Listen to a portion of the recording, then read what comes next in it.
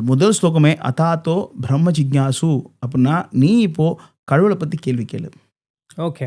ஜிக்ஞாசுன்னா கேள்வி கேளுங்க. இல்லை நம்பிக்கைங்கிற விஷயமே கிடையாதுங்க. அதாவது இப்போ நான் உங்கள்கிட்ட போய் உங்களுக்கு வந்து ஒரு கை தான் இருக்குது அப்படின்னு நம்புகிறேன் அப்படின்னு சொன்னால் நீங்கள் ரொம்ப சிரிப்பீங்க. என்ன 2 கை இருக்கு, என்ன போய் ஒரு கை தான் நம்புகிறேன்னா, நாளைக்கு சூரியன் உதிக்காது நான் நம்புகிறேன் அப்படின்னா என்னால் ஊட்டால் மாதிரி பார்ப்பாங்க.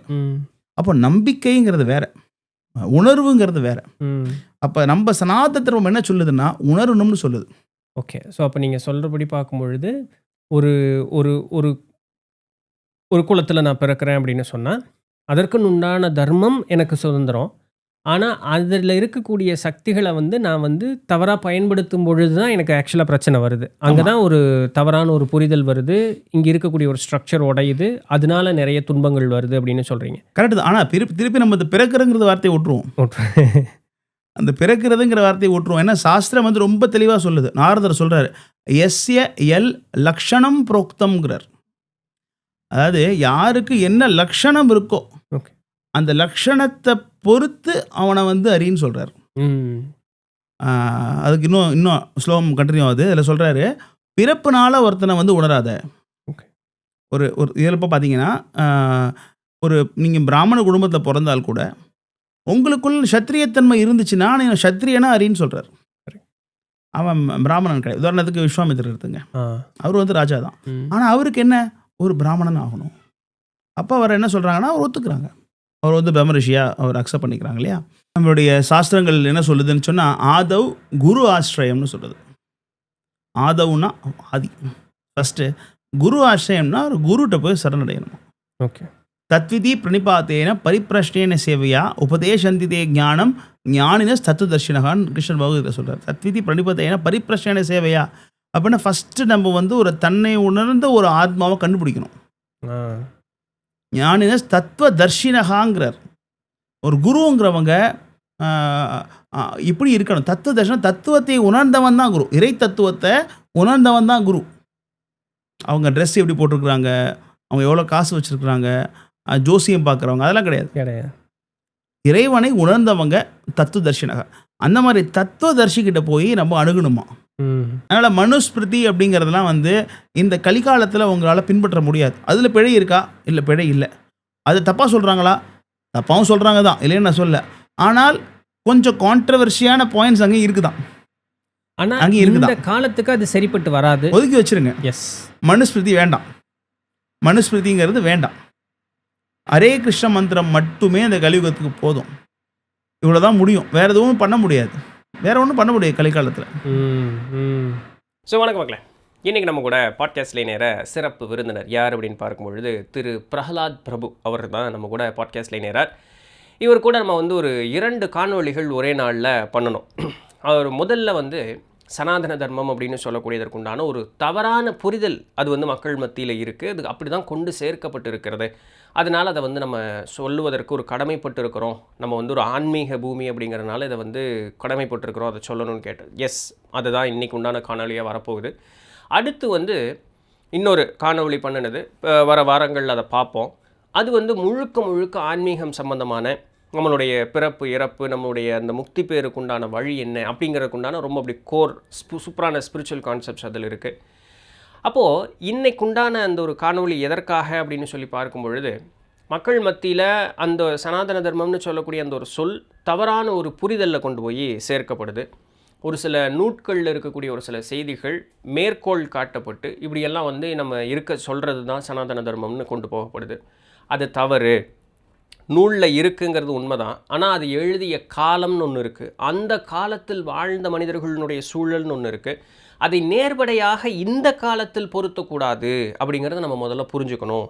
அதற்காக நூலை வந்து குறை கூறுவதோ நூலை அழிச்சிடலாம், அதை முழுசும் அழிச்சிடலான்னு சொல்கிறது வந்து அதுதான் தகாத செயல். உண்மையாலுமே ஒரு செய்தி ஒன்று கூறப்படுதுன்னா அதில் நமக்கு என்ன தேவையோ அந்த நல்லதை அதை எடுத்துக்கிட்டு பிறகு அது வேண்டாங்க, இது நமக்கு ஓவலிங்க வேண்டாங்கன்னு அப்படியே ஒதுக்கிட்டு நம்ம சரியாக போகிறதுக்குண்டான வழி அப்படிங்கிறத பார்க்கணும்.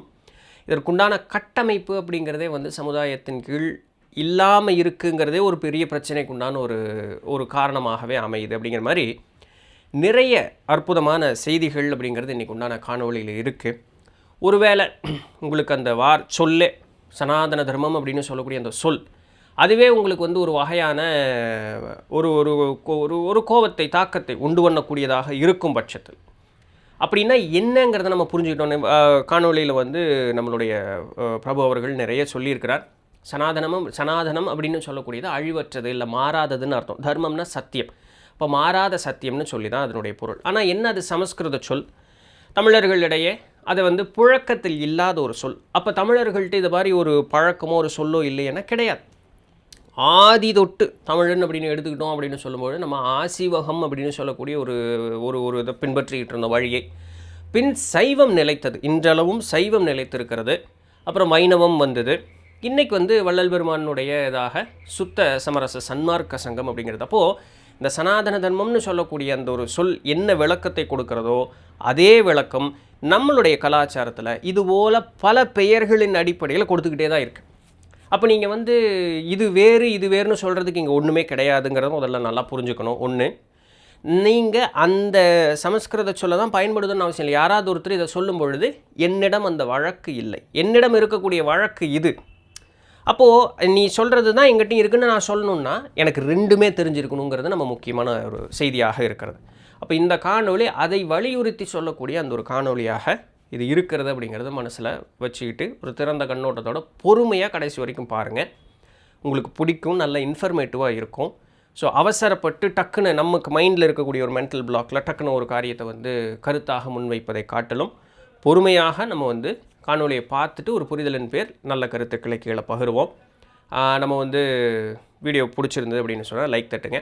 ஒரு சேனலை சப்ஸ்கிரைப் பண்ணாதவங்க பண்ணிக்கங்க. உங்கள் ஃப்ரெண்ட்ஸ் அண்ட் ஃபேமிலிக்கு ஷேர் பண்ணுங்கள். கீழே அந்த ஹைப் பட்டனையும் தட்டி விட்டுருங்க. பின்ன நம்ம சேனலுக்கு மானிட்டரிவே சப்போர்ட் பண்ணணும்னு விருப்பப்பட்டிங்கன்னா கீழே டீட்டெயில்ஸ் டிஸ்கிரிப்ஷனில் இருக்குது. நம்மளுடைய மற்ற சேனலான நித்திலந்தண்டவாணி சேனலையும் பார்த்து சப்ஸ்கிரைப் பண்ணிக்கங்க. தட் கோயம்புத்தூர்காரன் அதையும் பார்த்துக்குங்க. ஸோ 3 சேனலையும் சப்ஸ்கிரைப் பண்ணிக்கங்க. சேனலையும் வீடியோஸ் எங்கள் ஃப்ரெண்ட்ஸ் அண்ட் ஃபேமிலிக்கு ஷேர் பண்ணுங்கள். So without any further delay வீடியோக்குள்ளே போகலாம்.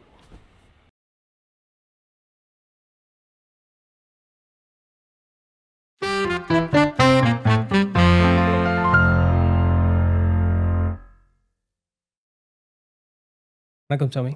ஹரே கிருஷ்ணா. வணக்கம். நல்லா இருக்கீங்களா? நல்லா இருக்கேன். நீ எப்படி இருக்கீங்க? ரொம்ப நல்லா இருக்கேன். ஸோ பாண்டிச்சேரியிலேருந்து இவ்வளோ தூரம் உங்களுடைய நேரம் எல்லாம் செலவு பண்ணி உங்களுக்கு ஒரு சில ஹெல்த்து ரீசெண்டாக இது வந்திருந்தா எல்லாத்தையும் பொருட்படுத்தாமல் இன்றைக்கி நம்ம பாட்காஸ்ட்டுக்கு நீங்கள் வந்ததுக்கு ரொம்ப சந்தோஷம். அண்ட் அதுதான் உங்களுடைய ஒரு டெடிகேஷன் அதை வந்து ரொம்ப இதாக காட்டி கொடுக்குது. And I'm very happy that you with us. ரொம்ப சந்தோஷம். ரொம்ப நன்றி முதல்ல அதுக்கு. என்ன கோயம்புத்தூர் கூட்டு வந்ததுக்கு ரொம்ப நன்றி. நான் 21 வருஷத்துக்கு அப்புறம் கோயம்புத்தூருக்கு வரேன். ஸோ நீங்கள் இங்கே கோயம்புத்தூர் உங்களுக்கு முன்னாடியே தெரியும்? கோயம்புத்தூரில் தான் காரூனியாவில் படித்தேன். சரி. 2005 பாஸ் அவுட். ஓகே. காரூனியாவில் படித்தேன். Okay okay. அதுக்கப்புறம் நிறைய நினைப்பேன் வந்து பார்க்கணும் அப்படின்ட்டு. ஆனால் நான் ஆன்மீக பணி இல்லாமல் குறிப்பாக எங்கேயும் பயணம் செய்கிறது கிடையாது. என்னோட சொந்த நோக்கத்துக்காக நான் பயணம் பண்ணுறது கிடையாது. ஓகே. அதனால் ஏதாவது வாய்ப்பு வந்தால் போகலான்னு நினச்சிட்டே இருந்தேன். பட் நீங்கள் அழைப்பு வந்தவுடனே நேற்று தான் போய் பார்த்துட்டு வந்தேன். என்னோடய காலேஜ் ப்ரொஃபஸர்லாம் பார்த்துட்டு வந்தேன். ஓ சரி சரி சரி. இப்போ கோல்டன் மெமரிஸ் இல்லைங்களா? ரொம்ப நன்றி அதுக்கு. ஸோ இன்றைக்கி டாபிக் வந்து நம்ம நாட்டிலையும் சரி, இப்போ நாம் இருக்கக்கூடிய தமிழ்நாடுன்னு சொல்லக்கூடிய இந்த இன்னும் சின்ன ஒரு ஏரியாக்குள்ளே வந்தோம் அப்படின்னு சொன்னாலும் சரி, இட் இஸ் ஹாட் டாபிக்னு சொல்லி அது ஒரு மெயின் ஸ்ட்ரீம் மீடியாங்கிற பேரை சொல்லாமல் மேபி மக்கள் மத்தியில் அதற்குண்டான சரியான புரிதல் இல்லை அப்படின்னு சொல்லக்கூடிய அந்த பேச்சு சொன்னால் சரியாக இருக்கும்னு நான் நம்புகிறேன். சனாதன தர்மம் அப்படின்னு சொல்லிட்டு இப்போ நம்மளுடைய கலாச்சாரத்தில் அந்த ஒரு சொல் அப்படிங்கிறது ஒரு வழக்கில் இவ்வளவு நாள் இல்லாத ஒரு விஷயமாக இருந்தது. ஏன்னா நம்ம பல்வேறு சமயங்களினுடைய பெயர்களை சொல்லி அதை தான் நம்ம பின்பற்றிகிட்டு இருந்தோம். சைவம், வைணவம் அப்படின்னு சொல்லி ஏதோ ஒரு பேர் இருக்கும், அதை பின்பற்றிகிட்டு இருந்தோம். இப்போது திடீர்னு வந்து சமஸ்கிருத சொல்லாக இருக்கக்கூடிய சனாதன தர்மம் அப்படின்னு சொல்லக்கூடிய அந்த சொல்லும் பொழுது மக்கள் மத்தியில் அது எப்படி கொண்டு போய் சேர்க்கப்படுது அப்படின்னு சொன்னால், இது வந்து ஒரு மறுபடியும் பழைய மாதிரி ஒரு அடக்குமுறைக்கு கொண்டு போய் சேர்க்கும், இது வந்து பாகுபாடு இருக்க கொண்டு போய் சேர்க்கும், இந்த மாதிரி எல்லாம் தான் மக்கள் மத்தியில் கொண்டு போய் சேர்க்கப்படுது. ஸோ எனக்கு தெரிஞ்சு இதை இன்றைக்கி அட்ரெஸ் பண்ணி அதை அப்படி கொண்டு போனோம்னா சரியாக இருக்கும், ஒரு புரிதல் கொண்டு வரும் அப்படின்னு நம்புகிறேன். ஸோ வெரி பேசிக்கான ஒரு இடத்துலேருந்து வரும். ஸோ அப்படின்னா என்ன சனாதன தர்மம்ங்கிற அந்த ஒரு சொல்லுக்கு பொருள்லேருந்து போனோம்னா சரியாக இருக்கும் அப்படின்னு நினைக்கிறேன். ரொம்ப முக்கியமான தலைப்பு இது. இத பத்தி நான் வந்து நீங்க சொன்ன மாரி மக்களுக்கு இத பத்தின புரிதல் இல்ல. ஓகே. என்னதான் வந்து மீடியாலாம் இத தப்பா சொல்ல முயற்சி பண்ணா கூட, மக்களுக்கு ஞானம் இருந்துச்சுன்னா யாரும் நம்மள ஏமாத்த முடியாது. உண்மை. நம்மள ஏமாத்த நெறைய பேர் இருக்கிறாங்க. ஆனா எனக்கு தெளிவா தெரிஞ்சா என்ன யாரும் ஏமாத்த முடியாது. எஸ். இத ரீசென்ட்டா கூட பார்த்தீங்கன்னா, இத பத்தி ஒரு பொலிட்டீஷியன் ஒருத்தங்க கருத்து சொல்றாங்க. அது சொல்றப்ப கூட சனாதானம் அப்படிங்கிறாங்க. அது எப்படி சொல்லணும்னு கூட அவங்களுக்கு தெரியல. இது அன்னதானம் மாரி சனாதானம். ஓகே. ஸோ நீங்க சொன்ன மாரி அதுக்கான பொருள் என்ன? ம். அது அப்படிங்கிறதே இப்போ இது ஏதோ எல்லாரும் சொல்றாங்க, நம்மளும் சொல்லிட்டு இருக்கோம். ஸோ சனாதன தர்மத்த அழிக்கணும் அப்படின்னு சொல்றாங்க. ஆனா அந்த சனாதன தர்மம் அப்படின்னாலே, சனாதனம்ங்கிற வார்த்தைக்கு அழிக்க முடியாதுன்னு அர்த்தம். ஓகே. இல்லையா?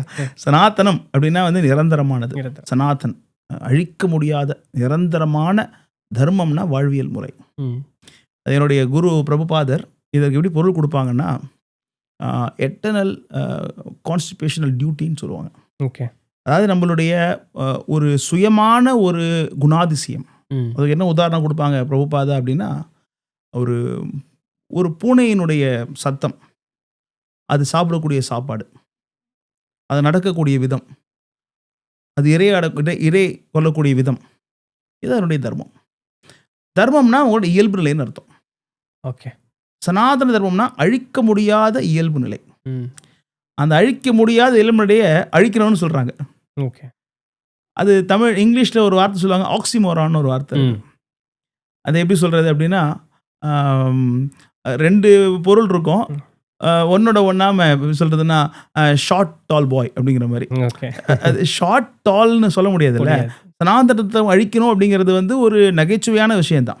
ஸோ சனாதன தர்மம் அப்படின்னு சொன்னா, அழிக்க முடியாத நிரந்தரமான வாழ்வியல் முறை ஓகே. அப்படின்னு அர்த்தம். ஸோ நம்மளுடைய முன்னோர்கள் எல்லாரும் என்ன பண்றாங்கன்னு சொன்னா, நம்மளுடைய நான் யாரு? வாழ்க்கை நோக்கம் என்ன? அப்படிங்கிற அந்த அடிப்படைக்குள்ள போய் ஆராய்ச்சி பண்ணிட்டு ஒரு வாழ்வியல் முறை அமைச்சு வாழ்ந்தாங்க.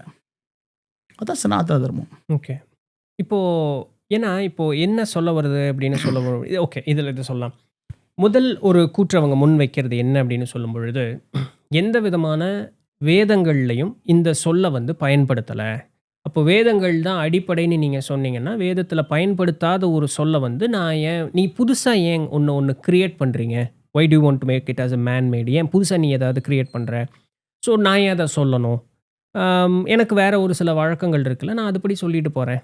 என்னுடைய வழக்கமும் எட்டர்னல் தான், அழியாதது தான். ஸோ அத நான் நம்புறேன். அப்படின்னு சொல்லும் பொழுது, மக்களுடைய புரிதல் எப்படி போகுதுன்னா, யூஆர் என்ஃபோர்சிங். நீ எனக்கு வந்து எதையோ ஒண்ணு திணிக்க பார்க்குற அப்படின்னு சொல்லக்கூடிய ஒரு மனோநிலைக்கு போகுது. ஸோ அப்போ வேதங்கள்ல இல்லாத ஒரு சொல்ல வந்து நாம சொல்வதற்கு முற்படுறோம் அப்படின்னு சொல்லும் பொழுது, இது எப்படி நம்ம எடுத்து இது பண்ணிக்கிறது? இல்ல தர்மம்னா ஒண்ணு தான். தர்மம்னா வாழ்வியல் முறை. எஸ். தர்மம்ங்கிறது 2 தர்மம் கிடையாது. இல்லையா? தர்மம் சாக்ஷாத் பகவத் பிரணீத்தம்ங்கிறாங்க. அதாவது தர்மம்ங்கிறது சாக்ஷாத் பகவானே படைச்சது. ஓகே. இன்னும் சொல்லப்போனா அந்த 18 புராணங்கள்ல தலையாயுதம் அதனுடைய இறுதியில சொல்லப்பட்ட கிளைமாக்ஸ் மாரி சொல்லக்கூடிய அந்த பாகவத தர்மத்தினுடைய 2வது ஸ்லோகமே தர்ம ரோச்சித கைத்தவார்த்தா அப்படின்னா, இந்த பாகவதம் எதற்காக சொல்லப்படுதுன்னா, இந்த உலகத்துல உள்ள ஏமாத்திர தர்மங்களை, மதங்களை அழிக்கிறதுக்காக. அந்த மதம் வேற, தர்மம் வேற. எஸ். மதம் மனுஷன் உருவாக்குனது. இந்த ஹிந்து, கிறிஸ்டியன், முஸ்லீம் இதெல்லாம் மனுஷன் உருவாக்குனது. ஆனா தர்மம் அப்படிங்கிற வார்த்தை வந்துருச்சுனாலே இல்லைன்னா இப்போ நம்மளுடைய முன்னோர்கள் நம்மள மாரி இப்போ உள்ள ஜெனரேஷன் மாரி ஒரு குறுகிய மனம் கொண்டவங்களா இருந்தாங்கன்னா, ஒரு கிறிஸ்தவர்கள் இந்தியாவுக்குள்ள வந்தப்போ தடுத்து நிப்பாட்டியிருப்பாங்க. ஏன்னா சனாதன தர்மத்தை பொறுத்த வரைக்கும் இட்ஸ் ஓப்பன் திறந்து வச்சிருக்கு. யார் வேணாலும் வாங்க ஆராய்ச்சி பண்ணுங்க. ம். ஏன்னா சனாதன தர்மத்தை பொறுத்த வரைக்கும் சனாதன தர்மத்துக்குள்ள கிறிஸ்துவமும் அடக்கம், இஸ்லாமும் அடக்கம், புத்திசம் அடக்கம், எல்லாமே அடக்கம். சனாதன தர்மம் என்ன சொல்லுது? வேதாந்த சூத்திரத்தினுடைய முதல் ஸ்லோகம். வேத அந்த சூத்திரம். சூத்திரம்னா ஃபார்முலா. ஓகே. அந்தம்னா எண்டு. வேத அந்த சூத்திரம்னா வேதங்கள் என்னதாப்பா சொல்ல வருது? கொஞ்சம் பார்ப்போமா? அதான் வேத அந்த சூத்திரம். அதுக்கான ஃபார்முலா. முதல் ஸ்லோகமே அதாத்தோ பிரம்ம ஜிக்ஞாசு அப்படின்னா, நீ இப்போ கடவுளை பத்தி கேள்வி கேளு. ஓகே. ஜிக்ஞாசுன்னா கேள்வி கேளுங்க. ம். இல்ல நம்பிக்கைங்கிற விஷயமே கிடையாதுங்க. அதாவது இப்போ நான் உங்கள்ட்ட போய் உங்களுக்கு வந்து ஒரு கை தான் இருக்கு அப்படின்னு நம்புறேன் அப்படின்னு சொன்னா நீங்க ரொம்ப சிரிப்பீங்க. என்ன 2 கை இருக்கு, என்ன போய் ஒரு கை தான் நம்புறேன்னா, நாளைக்கு சூரியன் உதிக்காது நான் நம்புறேன் அப்படின்னா என்னால விட்டால் மாதிரி பார்ப்பாங்க. ம். அப்போ நம்பிக்கைங்கிறது வேற. உணர்வுங்கிறது வேற. ம். அப்ப நம்ம சனாதன தர்மம் என்ன சொல்லுதுன்னா, உணரணும்னு சொல்லுது. ம். அப்ப ஹிந்துங்கிற வார்த்தை வந்து அது முறைப்படி நீங்க சொன்ன மாதிரி, நீங்க அந்த வார்த்தை சொன்னீங்கன்னு நினைக்கிறேன். ஹிந்துங்கிற வார்த்தை வந்து நம்ம வேதத்துல கிடையாது. ஹிந்துங்கிற வார்த்தை வந்து ஏன் கிடையாதுன்னா, இது சிந்துலேருந்து வந்த வார்த்தை ஹிந்து. இந்த பிரிட்டிஷ் ஏரால பார்த்தீங்கன்னா, அந்த சிந்து நதியை தாண்டி வாழ்றவங்கலாம் சிந்தூஸ் ஹிந்துஸா மாறிடுச்சு. ஸோ ஆனா இந்த பூமியில வாழ்ந்தவங்க, அவங்க அந்த வாழ்வியல் முறைய பயிற்சி பண்ணாங்க இல்லையா? இது சனாதன தர்மம். ஒட்டுமொத்த உலகமே பயிற்சி பண்ணாங்க. ம். ஸோ அது ஒரு காமன் அண்டர்ஸ்டாண்டிங் ஆர் காமன் ரூல்னு சொல்லக்கூடாது இல்லைங்களா? ஒரு சட்டதிட்டம் கிடையாது இது. இயல்பு நிலை. ஓகே. இயல்பு நிலை ரூல் கிடையாது. ம். நான் மூச்சு விடுறதுக்கு என்ன ரூல்? ம்.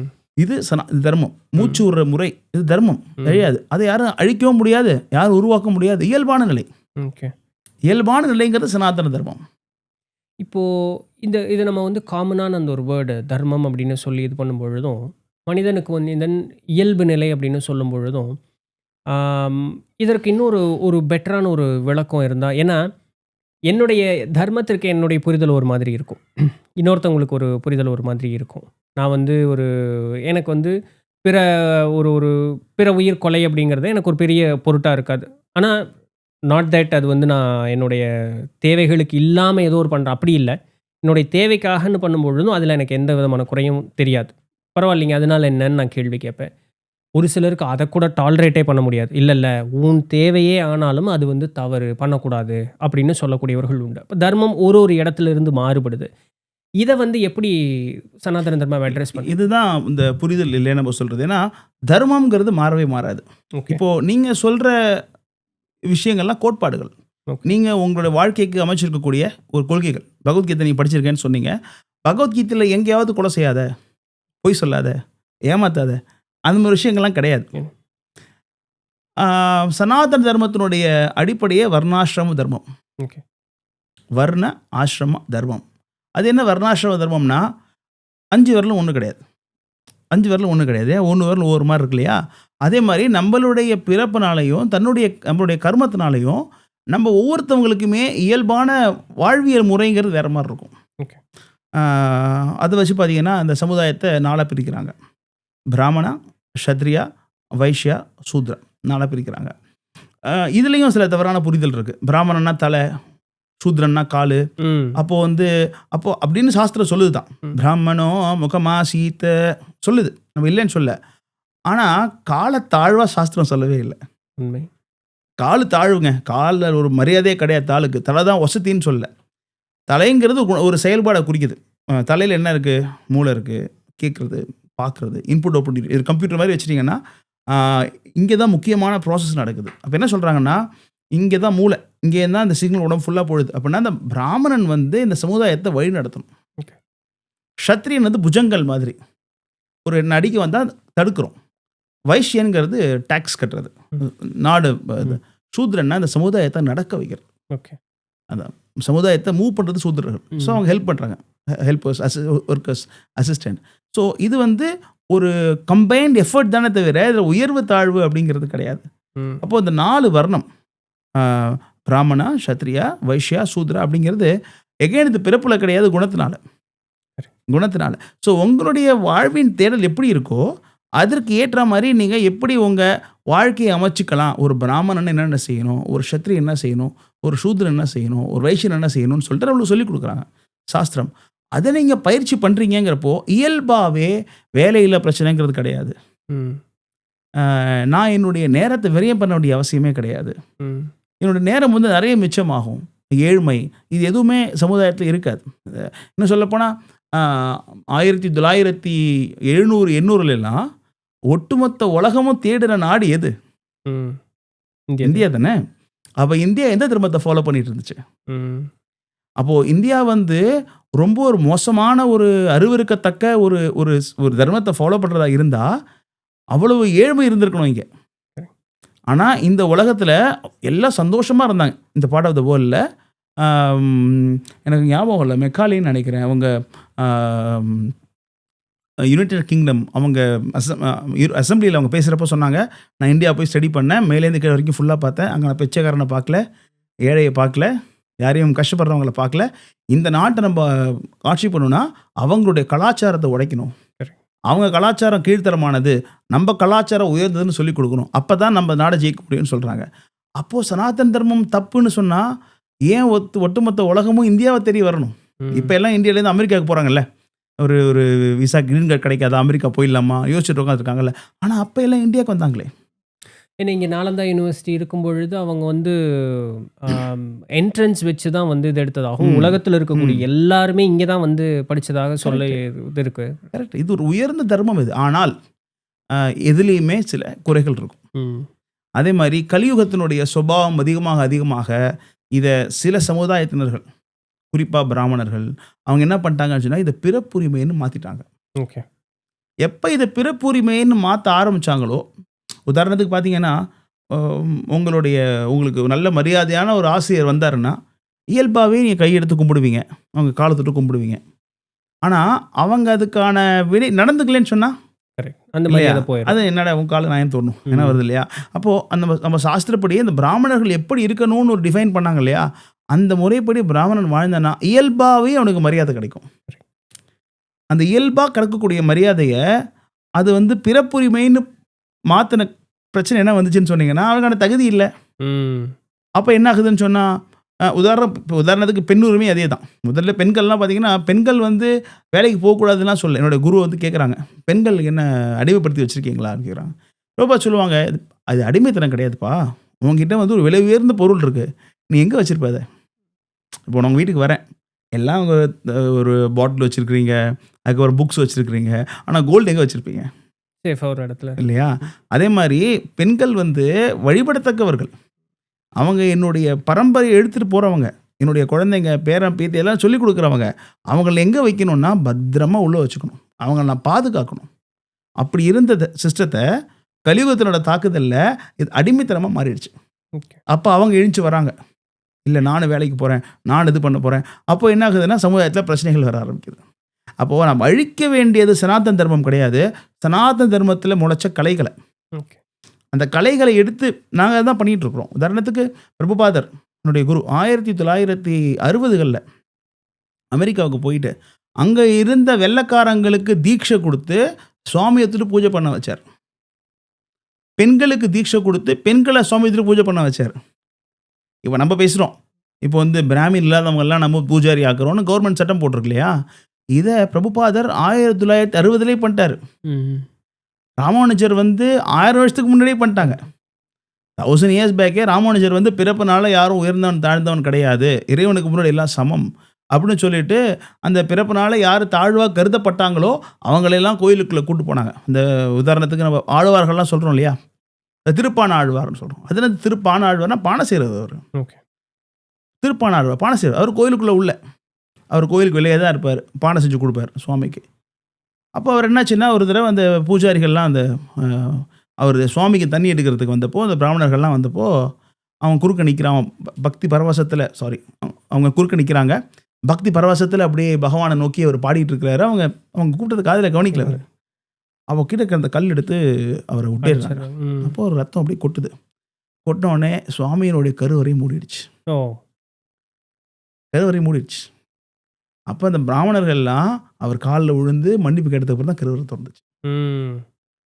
அதனால் நம்மளுடைய தர்மத்தில் பிழையே கிடையாதுங்க. தர்மத்தில் பிழை இருந்துச்சுன்னா ஒட்டுமொத்த உலகமும் பாரதத்தை தேடி இருக்காது. இப்போ சில பிரச்சனைகள் கண்டிப்பாக இருக்குது. இதுக்கு தான் நாங்கள் முயற்சி பண்ணிகிட்டு இருக்கிறோம். உதாரணத்துக்கு பெரியார் பண்ண சண்டையை விட பிரபுபாதா பண்ண சண்டை தான் ஜாஸ்தி. பெரியார் இங்கே சண்டை போட்டு உட்காந்துருந்தாங்க, அவங்க நல்ல விஷயம் பண்ணியிருக்காங்க, அது நம்ம இல்லைன்னு சொல்ல வரல. ஆனால் அவங்க பண்ண முறையை விட பிரபுபாதர் பண்ண முறை பெருசு. உதாரணத்துக்கு பிரபுபாதர் வந்து ஜெகநாத் பூரி போனப்போ அங்கே கோயிலில் வந்து ஹிந்துக்களில் தான் உள்ளே அலோவ் பண்ண மாட்டோம்னு ரூல்ஸ் வச்சுருந்தாங்க ஜெகநாத் பூரியில். ஆமாம், இன்னமும் இருக்குது. இன்னமும் ஹிந்துவில் உள்ளே அலோவ் பண்ண மாட்டாங்க.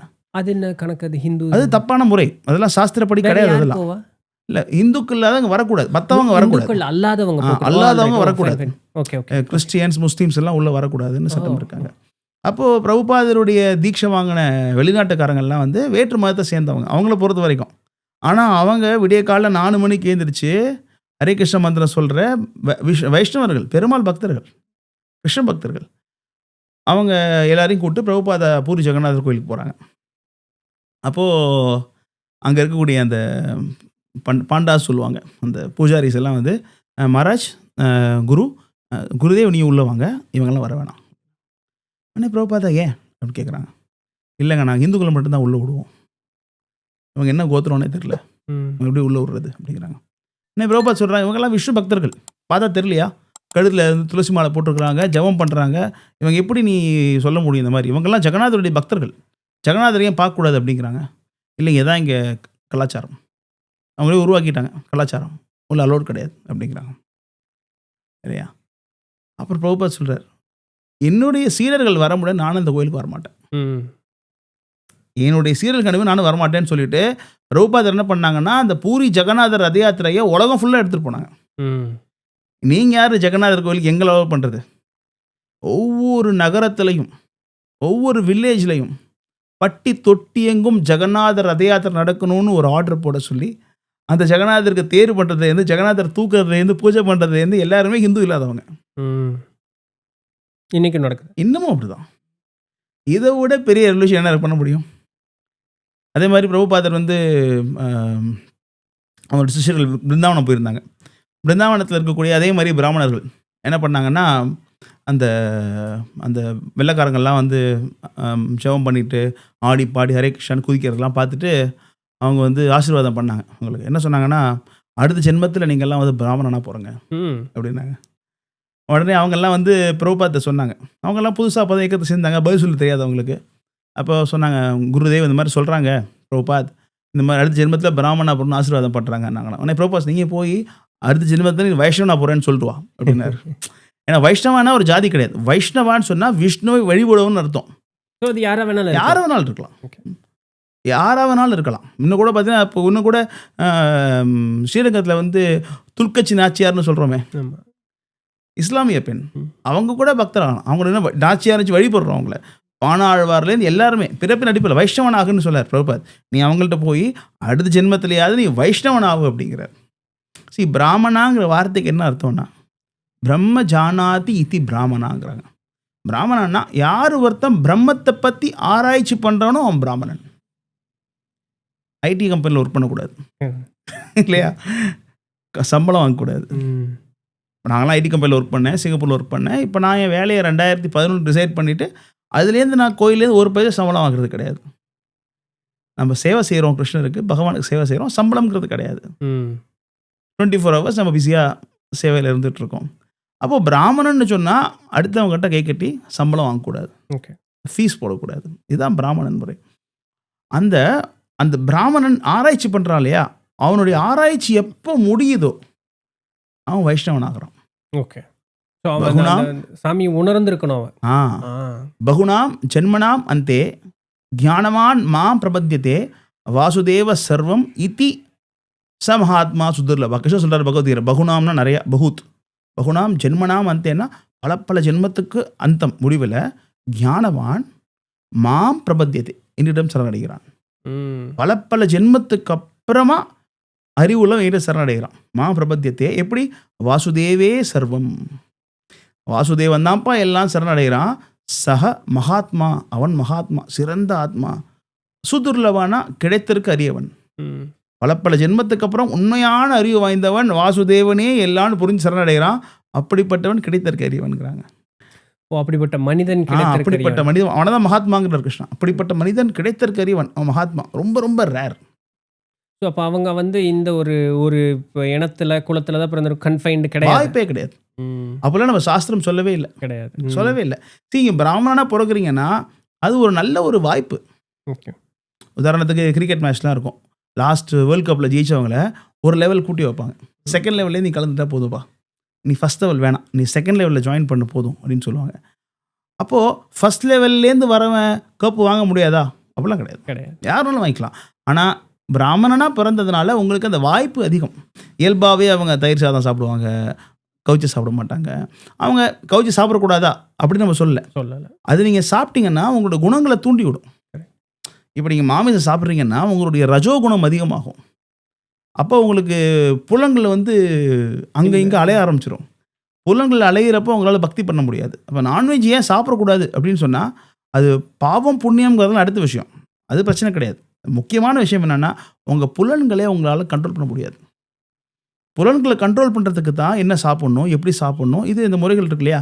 அப்போ பிராமணனாக பிறந்தீங்கன்னா இயல்பாகவே அதற்கான வாய்ப்புகள் கொஞ்சம் உங்களுக்கு இன்னும் சுலபமாக இருக்குமே தவிர, இப்படி தான் இவங்க தான் வரணும் அப்படின்லாம் நம்ம சாஸ்திரம் சொல்லவே இல்லை. ராவணன் பிராமணன் தானே. நம்ம தமிழ் கடவுள்னு சொல்கிறாங்கல்ல ராவணன், அவன் எப்படி தமிழ்னு தெரில. அவங்க அப்பா வந்து புலஸ்திய ரிஷி, தாத்தா பிரம்மா. பிரம்மாவோட பேரான் ராவணன். அவர் எப்போ தமிழ் தெரில எனக்கு. நான் அந்த பேக்ரவுண்ட் ஹிஸ்ட்ரிக்குள்ளே பெருசாக போய்கிட்டது இல்லை. பட் எனிவே ஒரு புலஸ்திய ரிஷி அவங்க அப்பா. அவங்க தாத்தா வந்து பார்த்தீங்கன்னா வந்து பிரம்மா. ஓகே, அவர் எப்படி தமிழ்னாருன்னு தெரியல. அதனால் பிறப்பின் அடிப்படையில் யாருமே கிடையாது. ஓகே, என்ன சொல்லப்போனால் சாஸ்திரம் என்ன சொல்லுதுன்னா, ஜென்மனா ஜாயத்தே சூத்ராங்குது. பிறப்பின் அடிப்படையில் நீ சூத்ரன், எல்லாருமே சூத்ரர்கள். கர்மனா துவிச்சகா, செயல்னால்தான் இருபிறப்பு எய்துற. பிரம்மஜானாதி இது பிராமணா. நீ எப்போ நீ பகவானை பற்றி ஆராய்ச்சி பண்ணுறியோ நீ பிராமணன். இதுதான் டெஃபினேஷன்.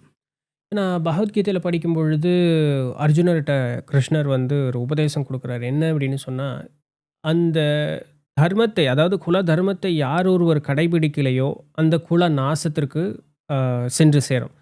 அந்த குல பெண்கள் வந்து அந்த தர்மத்தை கடைபிடிக்கலை அப்படின்னு சொல்லும் பொழுது அந்த குலம் அழியும். இப்போ ஒரு குலம்ங்கும் பொழுது அது அடுத்தடுத்து காட்டுத்தீ போல் அப்படி பரவும். ஒரு ஊர் அழியும், நாடு அழியும். எதுவுமே ஒரு சமநிலை இல்லாமல் தர்மம் நிலை நிற்காமல் போகுங்கிற அந்த வார்த்தையை இது பண்ணுறான். அதனால் உனக்கு இடப்பட்ட தர்மத்தை நீ செய்வாயாகங்கிற அந்த ஒரு வார்த்தையை இது பண்ணுறார். இப்போது இது வந்து அப்போ இடப்பட்ட தர்மம், இதை செய்ய, இதை நீ கடைபிடி அப்படிங்கும் பொழுது ஒரு கட்டத்தில் என்னை ஏதாவது ஒரு வகையில் ஃபோர்ஸ் பண்ணுற மாதிரி ஆயிடுறது இல்லைங்களா? ஒரு சின்ன திருத்தம் மன்னிச்சுங்க. இப்போ நீங்கள் சொன்னது வந்து கிருஷ்ணர் சொல்லலை. ஓகே, இது வந்து முதல் அத்தியாயத்தில் அர்ஜுனன் சொன்ன விஷயம். ஓகே, அர்ஜுனன் வந்து அந்த குழப்பத்தில் இருந்தப்போ அவன் சொல்கிறான், இந்த மாதிரி நம்ம இவங்களெல்லாம் கொண்டுட்டோன்னா இவங்க பெண்கள்லாம் காப்பாற்றுறதுக்கு ஆள் இல்லாமல் போயிடுவாங்க. அப்போ பெண்கள் வந்து அவங்க அழிஞ்சு போகிறப்போ என்ன ஆகும்னா, அந்த குலம் அழிஞ்சு போகும். அந்த ஜென்மத்தில் யாரும் பிண்டம் வைக்க மாட்டாங்க, அந்த குலமே அழிஞ்சிரும் அப்படிங்கிறது அர்ஜுனனுடைய ஒரு விளக்கம். ஓகே, கிருஷ்ணர் வந்து தர்மத்தை பற்றி பேசுகிறதுங்கிறது அது வேற. இது வந்து சம்பந்தமுள்ள விஷயங்கள் கிடையாது. ஓகே. ஸோ அப்போ அர்ஜுனரே இப்படி சொல்கிறதுக்கு முற்படும் பொழுதும் கூட அப்போ இந்த இடத்துல அப்போது நீ வந்து அப்போ அவர் சொல்லியிருக்காருன்னா அப்புறம் அவங்க ஒரு கால சூழலில் ஒரு மாதிரி ஒரு கட்டுக்கோப்பான ஒரு வாழ்க்கையில் வாழ்ந்துருப்பாங்க இல்லைங்களா? கண்டிப்பாக. ஸோ அப்போது மக்கள் வந்து நீ இது பண்ணுப்பா, நீ இது பண்ணுப்பா அப்படின்னு சொல்லி அவங்க அதுதான் பண்ணணுங்கிற ஒரு நியதி அப்படிங்கிறது இருந்ததுன்னா அங்கே ஃப்ரீடம் லாஸ் ஆன மாதிரி ஆயிடுது இல்லை? தர்மம் அப்படிங்கிறதுலேயே நிறைய லேயர்ஸ் ஆஃப் தர்மம் இருக்குது. ஓகே, வாசுதேவே பரோ தர்மம்ங்கிறாங்க. அதாவது வாசுதேவனை சேவை செய்கிறது தான் டாப் மோஸ்ட் தர்மம். உதாரணத்துக்கு ஒரு டிராஃபிக் போலீஸ் வந்து டிராஃபிக் ரூல்ஸை ஃபாலோ பண்ண வேண்டிய அவசியம் கிடையாது. சட்டம் போட்டவங்க சட்டம் இல்லைங்க. அவனுக்கு டிராஃபிக் போலீஸ் வந்து டிராஃபிக் போலீஸ் சார் நீங்கள் என்ன சார் லெஃப்ட்டில் ஓட்டுறாரு ரைட்டில் ஓட்டுறீங்கன்னு கேட்க முடியாது, ஆம்புலன்ஸை கேட்க முடியாது. அப்போ அந்த மாதிரி வாசுதேவனை பின்பற்றுறவங்களுக்கு எந்த சட்டமும் கிடையாது. ஏன்னா இயல்பாகவே ஃபாலோ பண்ண ஆரம்பிச்சிருவாங்க. ஆனால் அந்த லெவல் நீங்கள் அடையிற வரைக்கும் நீங்கள் தப்பான பாதையில் போகக்கூடாதுங்கிறதுக்காக நிறைய தர்மங்கள் வச்சுருக்குறாங்க. அப்போ அது என்ன தர்மம் அப்படின்னு பார்த்தீங்கன்னா வந்து, ஒரு அப்பா கிட்ட எப்படி நடந்துக்கணும், அம்மாட்ட எப்படி நடந்துக்கணும், ஒரு குடும்பத்தை எப்படி காப்பாற்றணும், ஒரு குலத்தை எப்படி காப்பாற்றணும், ஒரு நாட்டை எப்படி காப்பாற்றணும், ஒரு நாட்டை காப்பாற்ற ராஜா என்ன செய்யணும். எதில் உதாரணத்துக்கு ராஜாக்களுக்கெல்லாம் வந்து வேட்டையாடுறதுக்கு அனுமதி இருக்குது. ஏன் வேட்டையாடணும் அப்படின்னா அப்போ தான் அவனுக்கு பயம் போகும். என்னப்பா நீ பாட்டுக்கு காட்டில் போகிற மிருகத்தை நீ எடுத்து கொல்றியே அப்படின்னா, அவன் காட்டில் இந்த சிங்கத்தை கொண்டாதான் அவனால் வந்து போரில் வந்து எதிரியை கொல்ல முடியும். உங்கள்கிட்ட கத்தி குத்துவீங்களா நீங்கள்? முடியாது. நம்மளுக்கு அந்த கை நடுங்கும், என்னப்பா எப்படிப்பா குத்துறது அப்படின்னா. அப்போது நீங்கள் சிங்கத்தையும் புலியையும் கரடியும் நீங்கள் கொன்று பயிற்சி அடைஞ்சிட்டு இருப்போ தர்மத்துக்காக நீங்கள் சண்டை போடுறதுக்கான அந்த இயல்பாகவே அந்த வரும் இல்லையா? அப்போது சத்திரியனுக்குன்னு தர்மம் இருக்குது, குலத்துக்குன்னு தர்மம் இருக்குது, ஒரு ஸ்ரீக்குன்னு தர்மம் இருக்குது, ஒரு குழந்தைக்குன்னு தர்மம் இருக்குது, அப்பாவுக்கு தர்மம் இருக்குது, அம்மாவுக்கு தர்மம் இருக்குது. இது எல்லாமே இருக்குது. ஆனால் இது எல்லாமே ஒன்று ஒன்றா படிப்படியாக இது எதுக்குன்னா அந்த சமுதாயத்தை நல்லபடியாக வச்சுக்கிறதுக்கு. நீங்கள் அந்த குலத்தை காப்பாற்றணும், அந்த குலத்துக்குன்னு ஒரு தர்மம் இருக்குன்னு வச்சுங்களேன். உதாரணத்துக்கு இந்த சத்திரிய குலம் இந்த தர்மத்தை காப்பாற்றணுன்னா அவன் இயல்பாகவே தப்பான வழியில் போக மாட்டான். இந்த கலாச்சாரத்தை காப்பாற்றணும்ப்பா அப்படின்னு சொன்னால் ஒரு பொறுப்பை கொடுத்துறீங்க இல்லையா? என்ன சொல்லுவாங்க, இந்த ரெஸ்பான்சிபிலிட்டி கையில் கொடுத்தா இயல்பாகவே உங்களுக்கு வந்து உங்களுடைய கேரக்டர் வந்து இயல்பாகவே உங்களுக்கு டெவலப் ஆகிடும். ஸோ இது எல்லாமே வந்து படிப்படியாக உங்களை மேலே ஒசத்தி கொண்டு போய் ஆன்மீக தேடலை உங்களுக்குள்ளே ஏற்படுத்துறதுக்கான ஒரு ஒரு படிமார்க்கம். இது எதுவுமே இல்லைன்னு சொன்னால் அப்போது அந்த சுதந்திரம் அப்படிங்கிற பேரில் சுதந்திரம் பற்றி பேசுகிறப்ப நான் சொல்கிறேன். நான் சிங்கப்பூரில் ஒர்க் பண்ணேன் 4 வருஷம். அங்கே சுதந்திரம்லாம் கிடையாது. ஓ இப்போது கோஷம்லாம் போட முடியாது. ம் ஒரு ஆளுங்கட்சி எதிர்த்து நீங்கள் ஒரு கோஷம் போடணுன்னா அங்கே ஒரு சின்னதாக ஒரு ஸ்டேஜ் மாதிரி வச்சுருப்பாங்க. நீங்கள் ஸ்டேஜில் போய் கத்திட்டு வந்துடலாம், அவ்வளோதான். அங்கே சுதந்திரம்லாம் கிடையாது. ம் இப்போ நம்ம நினைக்கிற சுதந்திரம்ங்கிறது வேறு. நம்ம நினைக்கிறோம் என்ன வேணாலும் செய்யலாம் அப்படிங்கிறது இல்லை. சுதந்திரம்ங்கிறது அடுத்தவங்களை தொந்தரவு பண்ணக்கூடாது. நம்ம சுதந்திரம் நம்ம லிமிட்டில் இருக்கணும் இல்லையா? ஆனால் நம்ம நாட்டில் சுதந்திரம்னு டிஃபைன் பண்ண யாரும் என்னாலும் பேசலாங்க, அது சுதந்திரம் கிடையாது. நம்ம சுதந்திரம்ங்கிறது வரையறைக்கு உட்பட்டது. இன்னும் சொல்லப்போனால் இன்னும் டீப்பாக நீங்கள் ஆன்மீக விஷயத்துக்குள்ளே போனீங்கன்னா நம்ம கஷ்டப்படுறதுக்கு காரணமே சுதந்திரம் தான். அது அதை மிஸ்யூஸ் ஆஃப் இண்டிபெண்டன்ஸ் சொல்லுவோம். உங்கள் சுதந்திரத்தை நீங்கள் தப்பாக பயன்படுத்துகிறப்ப தான் உங்களுக்கு பிரச்சனை வரும். ஸோ இப்போ நான் இந்த குலத்தில் இருக்கிறப்ப அந்த குலத்தை நான் காப்பாற்றணும் அப்படிங்கிற ஒரு ரெஸ்பான்சிபிலிட்டி இருக்கிறப்போ அங்கே சுதந்திரங்கள் பேச்சு கிடையாது. இப்போ நான் இந்த ஒரு ட்ரெஸ் போட்டுட்டு நான் உங்கள்கிட்ட பேசிகிட்டு இருக்கேங்கிறப்போ நான் எதனாலும் பேச முடியாது. உண்மை. நான் வாய்க்கு வந்தாலும் பேச முடியாது இல்லையா? அப்போ அது சுதந்திரம் இல்லைன்னு சொல்ல முடியுமா? ஆனால் அது அந்த இடத்துக்கு உண்டான தர்மம் அது. கரெக்டு. அப்போ அந்த சுதந்திரத்தை நான் மிஸ்யூஸ் பண்ணக்கூடாதுங்கிறது ஒரு முக்கியமான விஷயம். ஓகே. ஸோ அப்போ நீங்கள் சொல்கிறபடி பார்க்கும்பொழுது ஒரு ஒரு ஒரு ஒரு குலத்தில் நான் பிறக்கிறேன் அப்படின்னு சொன்னால் அதற்குன்னு உண்டான தர்மம் எனக்கு சுதந்திரம். ஆனால் அதில் இருக்கக்கூடிய சக்திகளை நான் தவறாக பயன்படுத்தும் பொழுது தான் எனக்கு ஆக்சுவலாக பிரச்சனை வருது. அங்கே தான் ஒரு தவறான ஒரு புரிதல் வருது. இங்கே இருக்கக்கூடிய ஒரு ஸ்ட்ரக்சர் உடையுது. அதனால நிறைய துன்பங்கள் வருது அப்படின்னு சொல்கிறீங்க. கரெக்டு தான். ஆனால் திருப்பி நம்ம இந்த பிறக்கிறதுங்கிற வார்த்தையை விட்டுருவோம். அந்த பிறக்கிறதுங்கிற வார்த்தையை விட்டுருவோம். ஏன்னா சாஸ்திரம் ரொம்ப தெளிவாக சொல்லுது. நாரதர் சொல்கிறார், எஸ்ய எல் லக்ஷணம் புரோக்தம்ங்கிறார். அதாவது யாருக்கு என்ன லக்ஷணம் இருக்கோ ஓகே. அந்த லக்ஷணத்தை பொறுத்து அவனை அறின்னு சொல்கிறார். அதுக்கு இன்னும் ஸ்லோகம் கண்டினியூ ஆகுது. அதில் சொல்கிறாரு, பிறப்புனால ஒருத்தனை உணராத. ஓகே. ஒரு இதில் இப்போ பார்த்தீங்கன்னா ஒரு நீங்கள் பிராமண குடும்பத்தில் பிறந்தால் கூட உங்களுக்குள் சத்திரியத்தன்மை இருந்துச்சுன்னா நான் சத்திரியனா அறின்னு சொல்கிறார். அவன் பிராமணன் கிடையாது. உதாரணத்துக்கு விஸ்வாமித்திரர் எடுத்துங்க. அவர் ராஜா தான். ஆனால் அவருக்கு என்ன, ஒரு பிராமணன் ஆகணும். அப்போ அவர் என்ன சொல்கிறாங்கன்னா அவர் ஒத்துக்கிறாங்க. அவர் பிரம்மரிஷியாக அவர் அக்செப்ட் பண்ணிக்கிறாங்க இல்லையா? அதே மாதிரி ரிஷபர்னு சொல்லிட்டு ஒருத்தர் இருக்கார். ரிஷபர் சாக்ஷாத் பகவான் அவதாரம். அவருக்கு 100 பசங்க. அந்த 100 பசங்களில் 9 பேர் சன்னியாசி ஆகுறாங்க. 81 பேர் பிராமணரில் ஆகுறாங்க. 9 பேர் ராஜா ஆகுறாங்க. ஓகே. ஒரே அப்பா. ஒரு அப்பாவுக்கு கொஞ்சம் பேர் சத்திரியன் ஆகுறாங்க, கொஞ்சம் பேர் பிராமணன் ஆகுறாங்க. இது உங்களுடைய குணம். நீங்கள் என்ன டெவலப் பண்ணுறீங்க, உங்கள் இயல்பாகவே உங்களுக்கு இன்ட்ரெஸ்ட் இருக்குல்ல. இப்போ உங்களுக்கு இந்த பாட்காஸ்டிங் இன்ட்ரெஸ்ட், நீங்கள் சொன்னீங்க நான் ப்ரொஃபஸராக இருந்தேன், நான் பிஹெச்டி பண்ணியிருக்கேன், எல்லாம் சொன்னீங்க இல்லையா? ஆனால் உங்களுக்கு இதான பிடிச்சிருக்கு. எஸ், எனக்கு இதான் பிடிச்சிருக்கு. நானும் சிங்கப்பூரில் ஒர்க் பண்ணேன், ஐபிஎம்மில் ஒர்க் பண்ணேன், விப்ரோவில் ஒர்க் பண்ணேன், இன்ஜினியரிங் படித்தேன், எல்லாம் படித்தேன். எனக்கு எங்கே இருக்குது, எனக்கு ஆர்வம் வேதம் படிக்கணும், வேதம் சொல்லிக் கொடுக்கணும். பட்டன் பாட்டன் யஜன் யாஜன் தான வினிகிரக, இதுவும் பிராமனுடைய குணம். பட்டன் பாட்டன்னா வேதம் படிக்கணும், வேதம் சொல்லிக் கொடுக்கணும். ஓகே. யஜன் யாஜன்னா யஜ்யம் பண்ணணும், யஜ்யம் பண்ணி கொடுக்கணும். தான வினிகிரகன்னா தானம் கொடுக்கணும், தானம் வாங்கிக்கணும். இது 6 விஷயங்கள் ஒரு பிராமணனுக்கான குணங்கள். எனக்கு அதில் தான் ஆர்வம் இருந்துச்சு. அப்போ நான் என்னோட பிறப்புல நான் பிராமணன்லாம் கிடையாது. நான் கிடையாது. நான் எங்கள் அப்பா அம்மாலாம் டீச்சர்ஸ், ஹெட் மாஸ்டர்ஸ், ஒரு வைஷ்யா ஃபேமிலி. ஓகே. அப்போது நான் எனக்கு எங்கே இதில் தான் ஆர்வம் வந்துச்சு. அதனால் நம்ம சாஸ்திரம் எங்கேயுமே பிறப்புங்கிற வார்த்தையே கிடையாது. ஏன்னா நான் இதை சாணக்கிய நீதி அந்த அர்த்த சாஸ்திரம் படிக்கும் பொழுது அதுலேயும் சரி, மனுநீதி மனுநீதியில், ஆனால் நான் இன்னும் மனுநீதியில் முன்ன சொல்கிற இடத்துல இந்த மாதிரி சொல்லிட்டு பின்ன அதற்கு மாற்று விளக்கம் இருக்குங்கிற, நான் இன்னும் அது ஃபுல்லாக படிக்கல. பட் அர்த்த சாஸ்திரம் படிச்சிருக்கேன். அதில் சாணக்கியர் அந்த வார்த்தையை சொல்கிறார், உனக்கு இப்போ ஒரு இடத்துல இருக்கியா, அந்த இடத்திற்கு நேர்மையாக இருந்துக்கோ, அதற்குண்டான இலக்கணப்படி நடந்துக்கோ. உன்னுடைய குணாதிசயம் மாறுது, வேற ஒரு இடம் போகிற, வேற ஒரு தொழில், அது அந்த வார்த்தை தான் சரி, வேற ஒரு தொழிலை நீ செய்ய போகிற, அந்த தொழிலுக்கு ஏற்ற மாதிரி நீ நடந்துக்கோ. அதற்கு மீறி நான் முன்ன ஒன்று செஞ்சேன், அதற்குண்டான பேர் இலக்கணம் அப்படிங்கிறத இனிமேல் நீ சொல்லக்கூடாது. ஏன்னா நீ புது தொழிலுக்கு போயிட்ட, புது தர்மத்தை கடைபிடிக்க ஆரம்பிச்சிட்ட, அதுதான் உன்னுடைய பெயர், உன்னுடைய நியதியாக இருக்கணும். இப்படி நீ அடுத்தடுத்த நிலைக்கு தாராளமாக போகலாம். ஆனால் இருக்கிற இடத்திற்கு நீ நேர்மையாக இருந்துக்கோ, அது மட்டும் போதும். அந்த இடத்திற்கு உண்டான சத்தியத்தை கடைபிடி, அது போதுங்கிற அந்த ஒரு வார்த்தையை பயன்படுத்துகிறார். அப்போது அப்படி சொல்லும் பொழுது அந்த பிறப்புங்கிற வார்த்தையை அவர் பேசவே இல்லை எங்கேயுமே. இல்லை, இன்னொரு விஷயமும் இருக்குங்க. அதாவது இப்போது நம்ம வாழக்கூடிய காலம் வந்து கலியுகம். எஸ். மற்ற யுகத்தில் பார்த்தீங்கன்னா இதை பிறப்புலையும் பின்பற்றினாங்க தான். இப்போ நான் பேசுனது நான் எதிர்மாறாக பேசுகிறேன். ஓகே. ஓகே.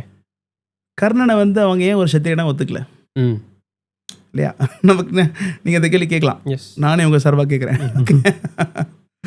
கர்ணன் வந்து குந்தி பையன், அது தெரியாது அப்போ யாருக்கும் இல்லையா? அவங்களுக்கு தெரிஞ்ச வரைக்கும் ஒரு சூத்தபுத்திரன். எஸ். அவன் ஒரு தேரோட்டியோட பையன். அப்போ தேரோட்டியோட பையனை வந்து அங்க நாட்டுக்கு ராஜாவா துரியோதனன் ஆக்குறப்போ எதிர்த்தது யாரு? பீஷ்மர். எஸ். சொன்ன மாதிரி விதுரர். உனக்கு திறமை இருக்குன்னா நீ ஏற்றிருந்திருக்கணும். ஆனால் அவங்க வந்து அந்த குல அடிப்படையில் பார்த்து தான் மாட்டேன்னு சொன்னாங்க. அப்ப அந்த இடத்துல அந்த தர்மத்தை அவர்கள் காக்கலை. அந்த கேள்வி நீ கேட்கலாம். எஸ். நானே கேட்குறேன். எஸ். உண்மை. ஏன்னா ஒரு ஒரு பெரிய ரெஸ்பான்சிபிலிட்டி இருக்குங்கிறப்போ ஒரு சிஸ்டம் ஒன்று கிரியேட் பண்ணி வச்சுருக்காங்க. ஓகே. எப்போவுமே சிஸ்டமில் ஒரு எக்ஸப்ஷன்ஸ் இருக்க தான் செய்யும்.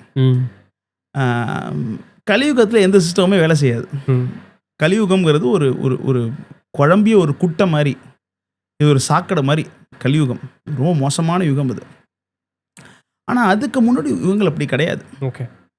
நல்ல ஒரு மிகச்சிறந்த மனிதர்கள்லாம் வாழ்ந்த காலம். அப்போது இந்த வர்ணாசிரமத்தை அவங்க பிறப்பின் அடிப்படையில் தான் எடுத்துகிட்டு போனாங்க. ஓகே. பிறப்பின் அடிப்படையில் தான் எடுத்துகிட்டு போனாங்க. ஒரு கர்ணனுக்கு நான் வாய்ப்பு கொடுக்கறதுனால அந்த சிஸ்டமே தொந்தரவாகுது. ஓகே. கர்ணனுக்கு தகுதி இருக்குது, நான் அவனை சத்திரியன்னு சொல்லலாம். அப்போ 10 பேர் தகுதி இல்லாத வருவான். ஓகே. அவருக்கு கொடுத்தீங்களே எங்களுக்கு கொடுங்க. 10 பேர் தகுதி இல்லாத குறுக்க வருவான். அப்போ அந்த சாஸ்திரம், நம்ம வேதங்கள் என்ன சொல்லுதுன்னா, ஒரு நாடு சந்தோஷமாக்கிறதுக்காக ஒரு கிராமத்தை நீங்கள் சாக்ரிஃபைஸ் பண்ணலாம். ஓகே. ஒரு கிராமம் சந்தோஷமாக்கிறதுக்காக ஒரு குடும்பத்தை நீங்கள் சாக்ரிஃபைஸ் பண்ணலாம்.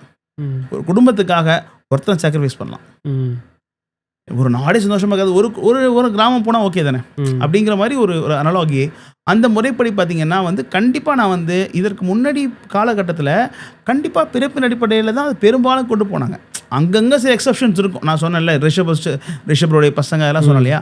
அந்த மாதிரி ஒரு சில டிஃப்ரென்சஸ் இருந்தால் கூட பெரும்பாலும் வந்து ஒரு ஒரு கட்டுக்கோப்பாக இதை கொண்டு போகணுங்கிறதுக்காக இந்த பிறப்பின் அடிப்படையில் இதை கொண்டு தான் போனாங்க. அது ஏன் அப்படின்னு சொன்னீங்கன்னா, கிருஷ்ணர் கீதையில் ரொம்ப தெளிவாக சொல்கிறார். என்ன சொல்கிறாருன்னா, இந்த காஸ்ட் சிஸ்டம் பற்றி பேசுகிறார்.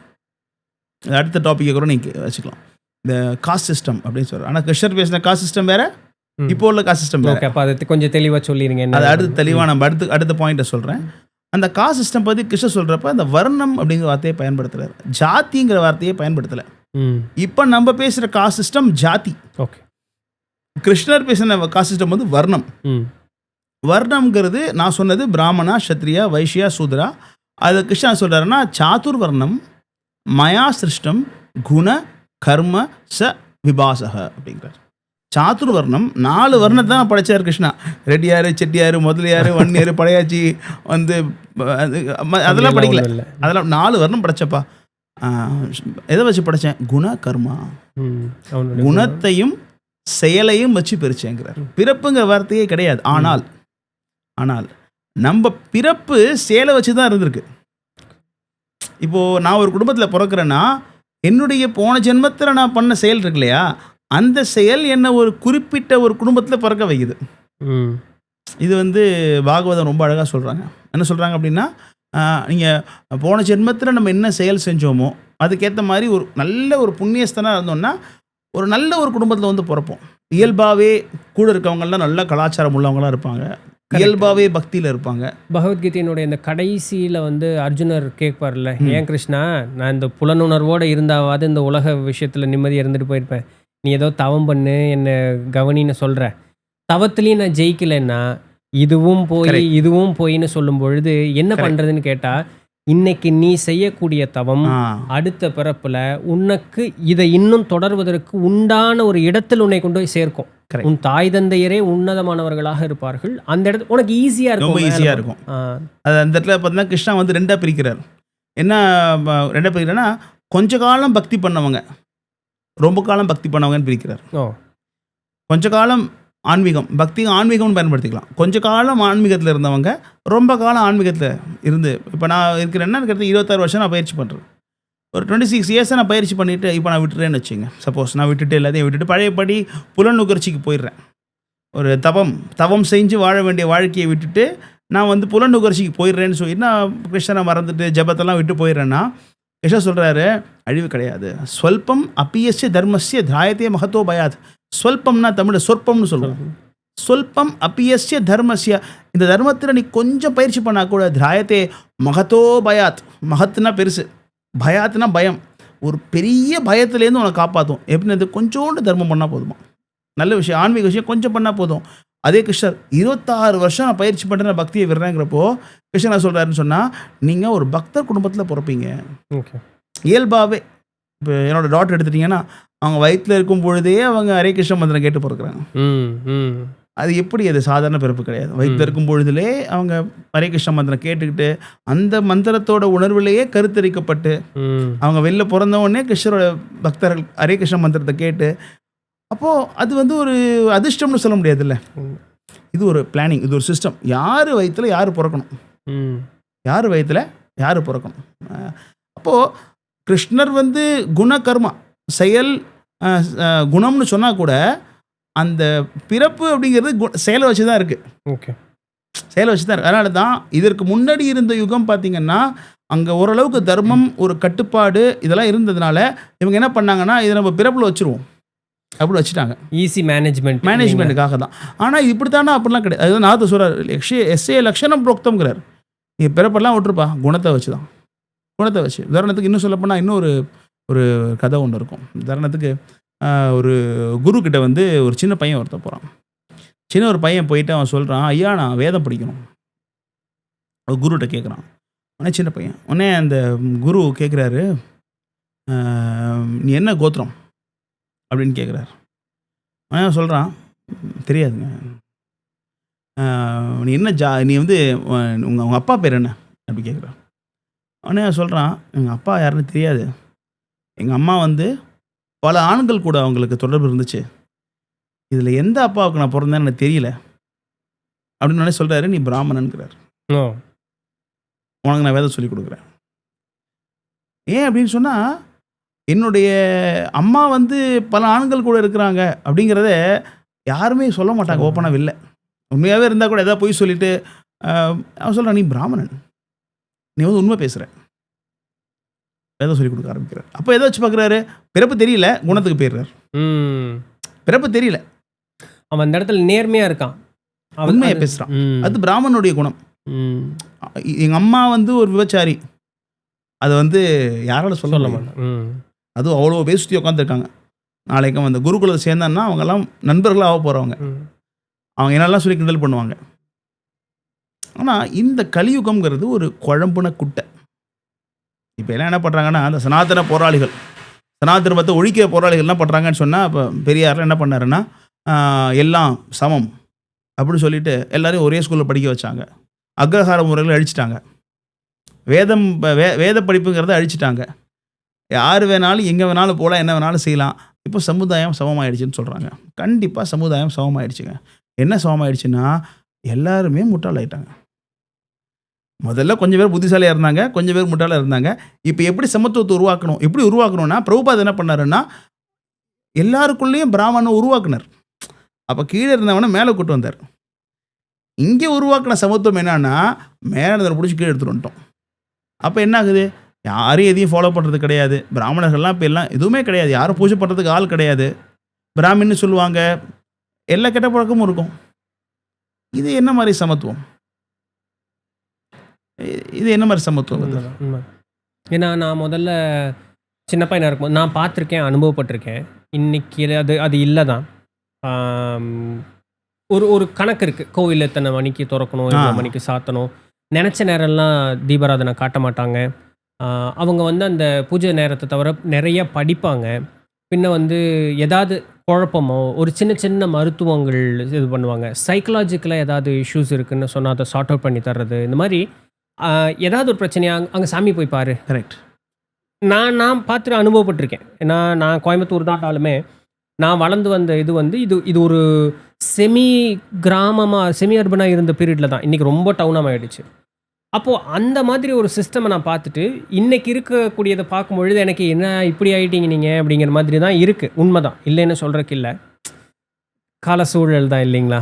கால சூழல் தான் கண்டிப்பாக. ஏன்னா அவங்க பிராமணர்கள் அப்படின்னு பார்த்தீங்கன்னா இயல்பாகவே அவங்க பொருளை தேடி போக மாட்டாங்க. அவங்களுக்கு நேரம் கிடையாது. அவங்க என்ன பண்ணுவாங்கன்னா அவங்க வேதம் படிக்கிறதுலே பிஸியாக இருப்பாங்க, சொல்லிக் கொடுக்க பிஸியாக இருப்பாங்க. அப்போ அரசாங்கம் அவங்கள பார்த்துக்கணும். கரெக்ட். அப்போ அரசாங்கம் அவங்களுக்கு வேண்டியதை கொடுத்துருச்சுன்னு சொன்னால் அவங்க வேலையை அவங்க கரெக்டாக செய்வாங்க.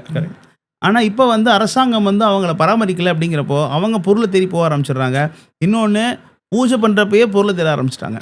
தட்டில் எவ்வளோ காசு போடுறீங்க, ஸ்பெஷல் தர்ஷன் இதெல்லாம் போட்டு அவங்க தட்டில் எவ்வளோ கிடைக்குது, கொஞ்சம் காசு கூட போட்டால் அவங்க தனி மரியாதை, கம்மியாக போட்டால் ஒரு மாதிரி மரியாதை. ஆனால் அந்த காலம் நான் சொல்கிற வார்த்தையை பயன்படுத்த விட நம்ம சாஸ்திர முறைப்படி, சனாதன தர்ம முறைப்படி பார்த்தீங்கன்னு சொன்னால் அந்த பிராமணர்கள் அப்படிங்கிறவங்க ஒரு குருஸ்தானத்தை எடுத்துக்குவாங்க. உண்மை, ஆசிரியர்கள் தான். ஆசிரியர்கள்.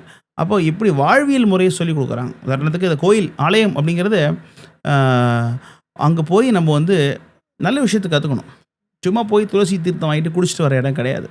இல்லை அர்ச்சனை பண்ணிவிட்டு பிஸ்னஸ் பண்ணிட்டு வர இடம் கிடையாது. சுவாமிகிட்ட போய் எனக்கு இது கொடு, நான் உனக்கு அதை கொடுக்குறேன், பிஸ்னஸ் அது கிடையாது.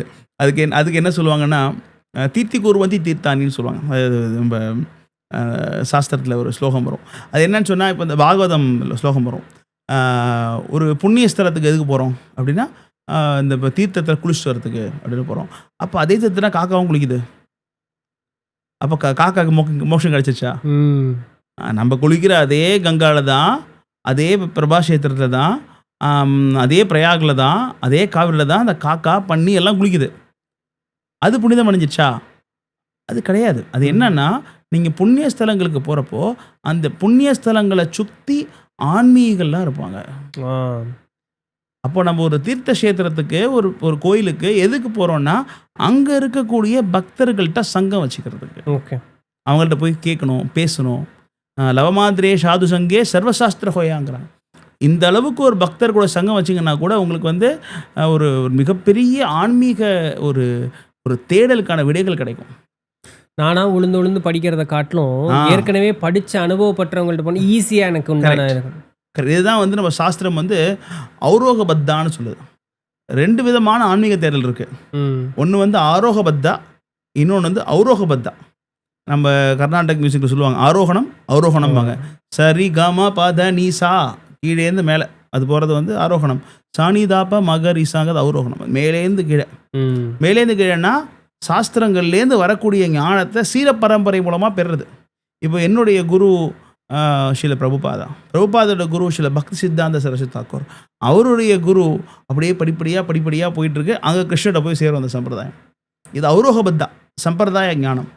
ஆரோகபத்தானா நானே இந்த புக் எடுத்து படிக்கிறது, அதை படிக்க முயற்சி பண்ணுறது. அப்படி பகவானை புரிஞ்சுக்கொள்ள முடியுமானா அது பல ஜென்மங்களாகும். ஞானிகளுடைய தேடல் அப்படிங்கிறதும் பக்தனுடைய பக்தி முறைங்கிறதும் ரொம்ப வித்தியாசம் இல்லையா? அது எப்படி இங்கேருந்து சிங்கப்பூரில் டிஸ்டன்ஸை வந்து அரை டிஸ்கேல வச்சு அளக்க முடியுமா? அது முடியாது இல்லை. அப்போ நீங்கள் சொன்ன மாதிரி, கரெக்டாக சொன்ன மாதிரி, அந்த ஒரு அந்த ஏற்கனவே படித்தவங்கள்ட்ட போய் கேட்டிங்கன்னா அவங்க விடையே கொடுத்துருவாங்க. பக்தர்களை விட ஒரு சிறந்த கவுன்சிலர்ஸ் இருக்க முடியாது. அவங்கள விட வாழ்க்கையை புரிஞ்சவங்க இருக்க முடியாது. அப்போ அவங்க ரொம்ப இயல்பாக, நீங்கள் ரொம்ப கஷ்டம்னு நினைக்கிற கேள்வியெல்லாம் அப்படி ஆன்சர் பண்ணுவாங்க. அவங்க இவ்வளோ கஷ்டமான கேள்விக்கு பேர் சொல்கிறாரு அப்படின்னா என்ன, அவங்களுக்கு அதுக்கு ஒரு ஃபவுண்டேஷன், ஒரு பேசிஸ் தெரிஞ்சிருக்கு இல்லையா? அப்போது நம்ம இந்த காலகட்டத்தில் நம்ம மெயினாக என்ன செய்யணும்னா சனாதன தர்மத்தை பற்றி ஒரு அவேர்னஸை நம்ம க்ரியேட் பண்ணணும். இப்போது நம்ம இது சொல்லும் பொழுது, சின்ஸ் நான் இதை படிச்சிருக்கேன், நீங்கள் சொல்கிறது வந்து படிச்சிருக்கேன், எனக்கு புரியுதுங்கிறதுனால என்னால் அது ரிலேட் பண்ண முடியுது. என்னால் அது வந்து இது வேறு இல்லை, என்னால் அதை புரிஞ்சிக்க முடியுது. ஆனால் இப்போது இதை கேட்குறவங்க எவ்வளோ பேர் இவ்வளோ தூரம் கேட்டாங்கன்னு எனக்கு ஃபஸ்ட்டு தெரியல. ஒன்று, எவ்வளோ பேர் பொறுமையாக நீங்கள் சொன்னதை சொன்னபடி உள்வாங்கிக்கிட்டாங்கங்கிறதும் தெரியலை. 2, இப்படி இருக்கக்கூடிய நேரம். ஆனால் ஒரு சிலருக்கு சரிங்க, நீங்கள் சொல்கிறதுல எனக்கு உடன்பாடு இல்லைனால எனக்கு சரி ஏதோ நல்லது சொல்கிறீங்க, நான் எங்கே ஆரம்பிக்கட்டும்? நீங்கள் சொல்கிறீங்க சனாதன தர்மம் அப்படின்னு சொல்கிறீங்க, அதற்குன்னு சொல்லப்பட்ட ஏதாவது நூல்னு ஏதாவது ஒன்று இருக்கா? நான் எங்கே தான் ஆரம்பிக்கிறது? நீங்கள் சொல்கிறதெல்லாம் நான் எங்கே தெரிஞ்சுக்கிறது அப்படின்னு ஏதாவது ஒரு கேள்வி கேட்க முற்படும் பொழுது ஸோ அதற்கு என்ன இது? ஏன்னா ஒன்றா குருக்கிட்ட போகணும், இல்லை நூல் பிரமாணம் இருக்கணும். ஸோ அதற்கு நம்ம என்ன சொல்லலாம்? நம்மளுடைய சாஸ்திரங்கள் என்ன சொல்லுதுன்னு சொன்னால், ஆதவ் குரு ஆசிரயம்னு சொல்லுது. ஆதவ்னா ஆதி, ஃபஸ்ட்டு. குரு ஆசிரயம்னா ஒரு குருகிட்ட போய் சரணடையணும். ஓகே. தத்விதி பிரணிபாத்தேன பரிப்பிரஷ்னேன சேவையா உபதேசந்திதே ஞானம் ஞானினஸ் தத்துவதர்ஷினகான்னு கிருஷ்ணன் பகவத்கீதை சொல்கிறார். தத்விதி பிரணிபாத்தேன பரிப்பிரஷ்னேன சேவையா அப்படின்னா ஃபஸ்ட்டு நம்ம வந்து ஒரு தன்னை உணர்ந்த ஒரு ஆத்மாவை கண்டுபிடிக்கணும். ஞானினஸ் தத்துவதர்ஷினகாங்கிறார். ஒரு குருங்கிறவங்க இப்படி இருக்கணும். தத்துவ தர்ஷனம், தத்துவத்தை உணர்ந்தவன் தான் குரு. இறை தத்துவத்தை உணர்ந்தவன் தான் குரு. அவங்க ட்ரெஸ் எப்படி போட்டிருக்கிறாங்க, அவங்க எவ்வளோ காசு வச்சுருக்குறாங்க, ஜோசியம் பார்க்குறவங்க, அதெல்லாம் கிடையாது. இறைவனை உணர்ந்தவங்க தத்துவ தர்ஷினக. அந்த மாதிரி தத்துவ தர்ஷிக்கிட்ட போய் நம்ம அணுகணுமா. ஃபஸ்ட்டு அணுகணும், அதுக்கப்புறம் அடக்கத்தோட கேள்வி கேட்கணும், அப்புறம் அவங்களுக்கு சேவை செய்யணும். அப்போ என்ன செய்கிறாங்க, அந்த ஞானிகள் உங்களுக்கு ஞானத்தை, அந்த பக்தர்களுக்கு ஞானத்தை கொடுப்பாங்க, இறை ஞானத்தை கொடுப்பாங்க. இது எப்படி ஸ்டார்ட் பண்ணோம் அப்படின்னா, அதுக்காகத்தான் நம்ம உலகம் முழுவதும் இந்த ஹரே கிருஷ்ண ஆலயத்தை திறந்து வச்சுருக்கிறோம். இதுக்கு ஜாதி, மதம், இனம் எந்த வித்தியாசமும் கூட. என்ன சொல்லப்போனால், நம்ம ஹரே கிருஷ்ண இயக்கத்தை பொறுத்த வரைக்கும் நம்ம ஹிந்துங்கிற வார்த்தையை பயன்படுத்துறதே கிடையாது. ஹிந்துங்கிறதே ஒரு சர்க்கிளுக்குள்ளே வந்துடுது. இல்லை, சாஸ்திரத்தில் ஹிந்துங்கிற வார்த்தையே கிடையாது. சனாதன தர்மம்ங்கிறது எல்லாரையும் உள்ளடக்கியது. இதில் இஸ்லாமும் உண்டு, இதில் வந்து நபிகளும் உண்டு, இயேசு உண்டு, புத்திஸ்ட் எல்லாருமே உண்டு இந்த சனாதன தர்மத்தில். அப்போது இந்த சனாதன தர்மத்தை வந்து உள்ளது உள்ளபடியே சொல்லி உலகம் ஃபுல்லாக ஹரே கிருஷ்ணா கோயில், நம்ம போனச்சியில் ஹரே கிருஷ்ணா கோயில் கட்டிகிட்டு இருக்கோம். இப்போ அந்த மாதிரி கோயிலுக்கு போயிட்டு எங்களை மாதிரி பக்தர்கிட்ட போய் நீங்கள் சாதாரணமாக ஒரு பேசுனா ஃபஸ்ட்டு உங்களுக்கு தேடல் தான் வேணும். உங்களுக்கு ஃபஸ்ட்டு தேடல் வேணும். அந்த தேடல் உங்களுக்கு இருந்துச்சுனாலே இயல்பாகவே உங்களுக்கான விடைகள் உங்களுக்கு கிடைக்கும். படிங்க, நிறைய புஸ்தகங்கள்லாம் இருக்குது, அந்த புஸ்தகத்தெல்லாம் வாங்கி படிங்க. ஸோ வாழ்க்கையினுடைய பிரச்சனைகளுக்கு உதாரணத்துக்கு ராமானுஜர் சொல்கிறார். என்ன சொல்கிறாருன்னா, உங்கள் வாழ்க்கையில் ஏதாவது கஷ்டம் இருக்கா, அது சொல்யூஷன் சொல்கிறார், விலை சொல்கிறார். உங்கள் வாழ்க்கையில் கஷ்டம் இருக்கா, ஒன்றும் இல்லை, ஒரு ஒரு பகவானுடைய பக்தன் அவன் எங்கே உட்காந்து பேசிகிட்டு இருக்கானோ சும்மா ஓரமாக உட்காந்து கேளு, அவ்வளோதான். நீங்கள் அவர்கிட்ட கேள்வி கேட்கலாம் வேணாம், சும்மா ஓரமாக உட்காந்தா போதுமா. அவர் பேசுங்கலாம் சொல்லவே இல்லை, ஓரமாக உட்காந்து கேளுங்க. அவங்க என்ன பேசுகிறாங்களோ அதை கேட்டால் போதும். ஆனால் நீங்கள் சரியான பர்சன்ட்டு போகணும். இன்றைக்கி அது கண்டுபிடிக்கிறது ஒரு பெரிய இதாக இருக்குது இல்லைங்களா. பட் நம்ம அப்படியே பேசும்பொழுது ஒரு வார்த்தை அப்படியே பேச்சில் அப்படியே போயிடுச்சு, மனுஸ்மிருதி இல்லைங்களா. மனுஸ்மிருதி அது நம்ம அப்படியே பேச்சோட போயிடுச்சு. அது ஒரு பெரிய ஒரு இக்கட்டான ஒரு பேராகவே மாறிப்போச்சு. ஏன்னா அது வந்து நம்ம எதை தவறு சுட்டி காட்டுவதற்காகனே ஒரு இதாக பெண்கள் அடிமைப்படுத்தப்பட்டார்கள். அதற்கப்புறம் நீ வந்து இன்றைக்கி ரொம்ப கேஷுவலாக நான் இந்த தொழில், எங்கள் அப்பா இந்த தொழில் செஞ்சாருன்னா நானும் இதே தான் செய்யணுமா, எனக்கு சுதந்திரம் கிடையாதா, அதற்கு மனுஸ்மிருதி அப்படி சொல்லுது அப்படின்னு சொல்லக்கூடிய அந்த பேச்சுகள், எதெல்லாம் ஒரு நெகட்டிவ் எக்ஸாம்பிளோ அந்த நெகட்டிவ் எக்ஸாம்பிள் எல்லாம் இதில் இருக்குதுன்னு சொல்லி சுட்டி காட்டுவதற்கு இன்றைக்கி மக்கள் மத்தியில் அது ஒரு இதாகவே இருக்குது. ஆனால் நம்மளுடைய பழைய ஈவன் ஆன்மீகம் கூட வேண்டாம், அரசர்கள் காலத்திலேயே எடுத்து பார்த்தோம்னா நல்லாட்சி புரிந்தான் அப்படின்னு சொல்கிறதுக்கே மனு தர்மத்தின்படி ஆட்சி புரிந்தான்ங்கிற சொல்லுவாங்க. மனு தர்மத்தின்படி ஆட்சி செய்தான்ங்கிற அந்த வார்த்தையை பயன்படுத்துவாங்க. எங்கே இந்த கான்ட்ரவர்சி ஆக்சுவலாக வந்தது, அந்த நூலில் அப்படி ஏதாவது உண்மையாலுமே பிரச்சனை தான் இருக்குதா, இல்லை நம்மகிட்ட கொண்டு வந்து சேர்த்துனது தப்பாக சேர்த்திட்டாங்களா? ஏன்னா நம்ம கலாச்சாரம்னே கிடையாது, எந்த இது எடுத்தாலும் ஞானியர்கள் ஒரு போல சொல்கிறது இருக்கும், ஆனால் பின்ன அதற்கு ஒரு அர்த்தம் இருக்கும்.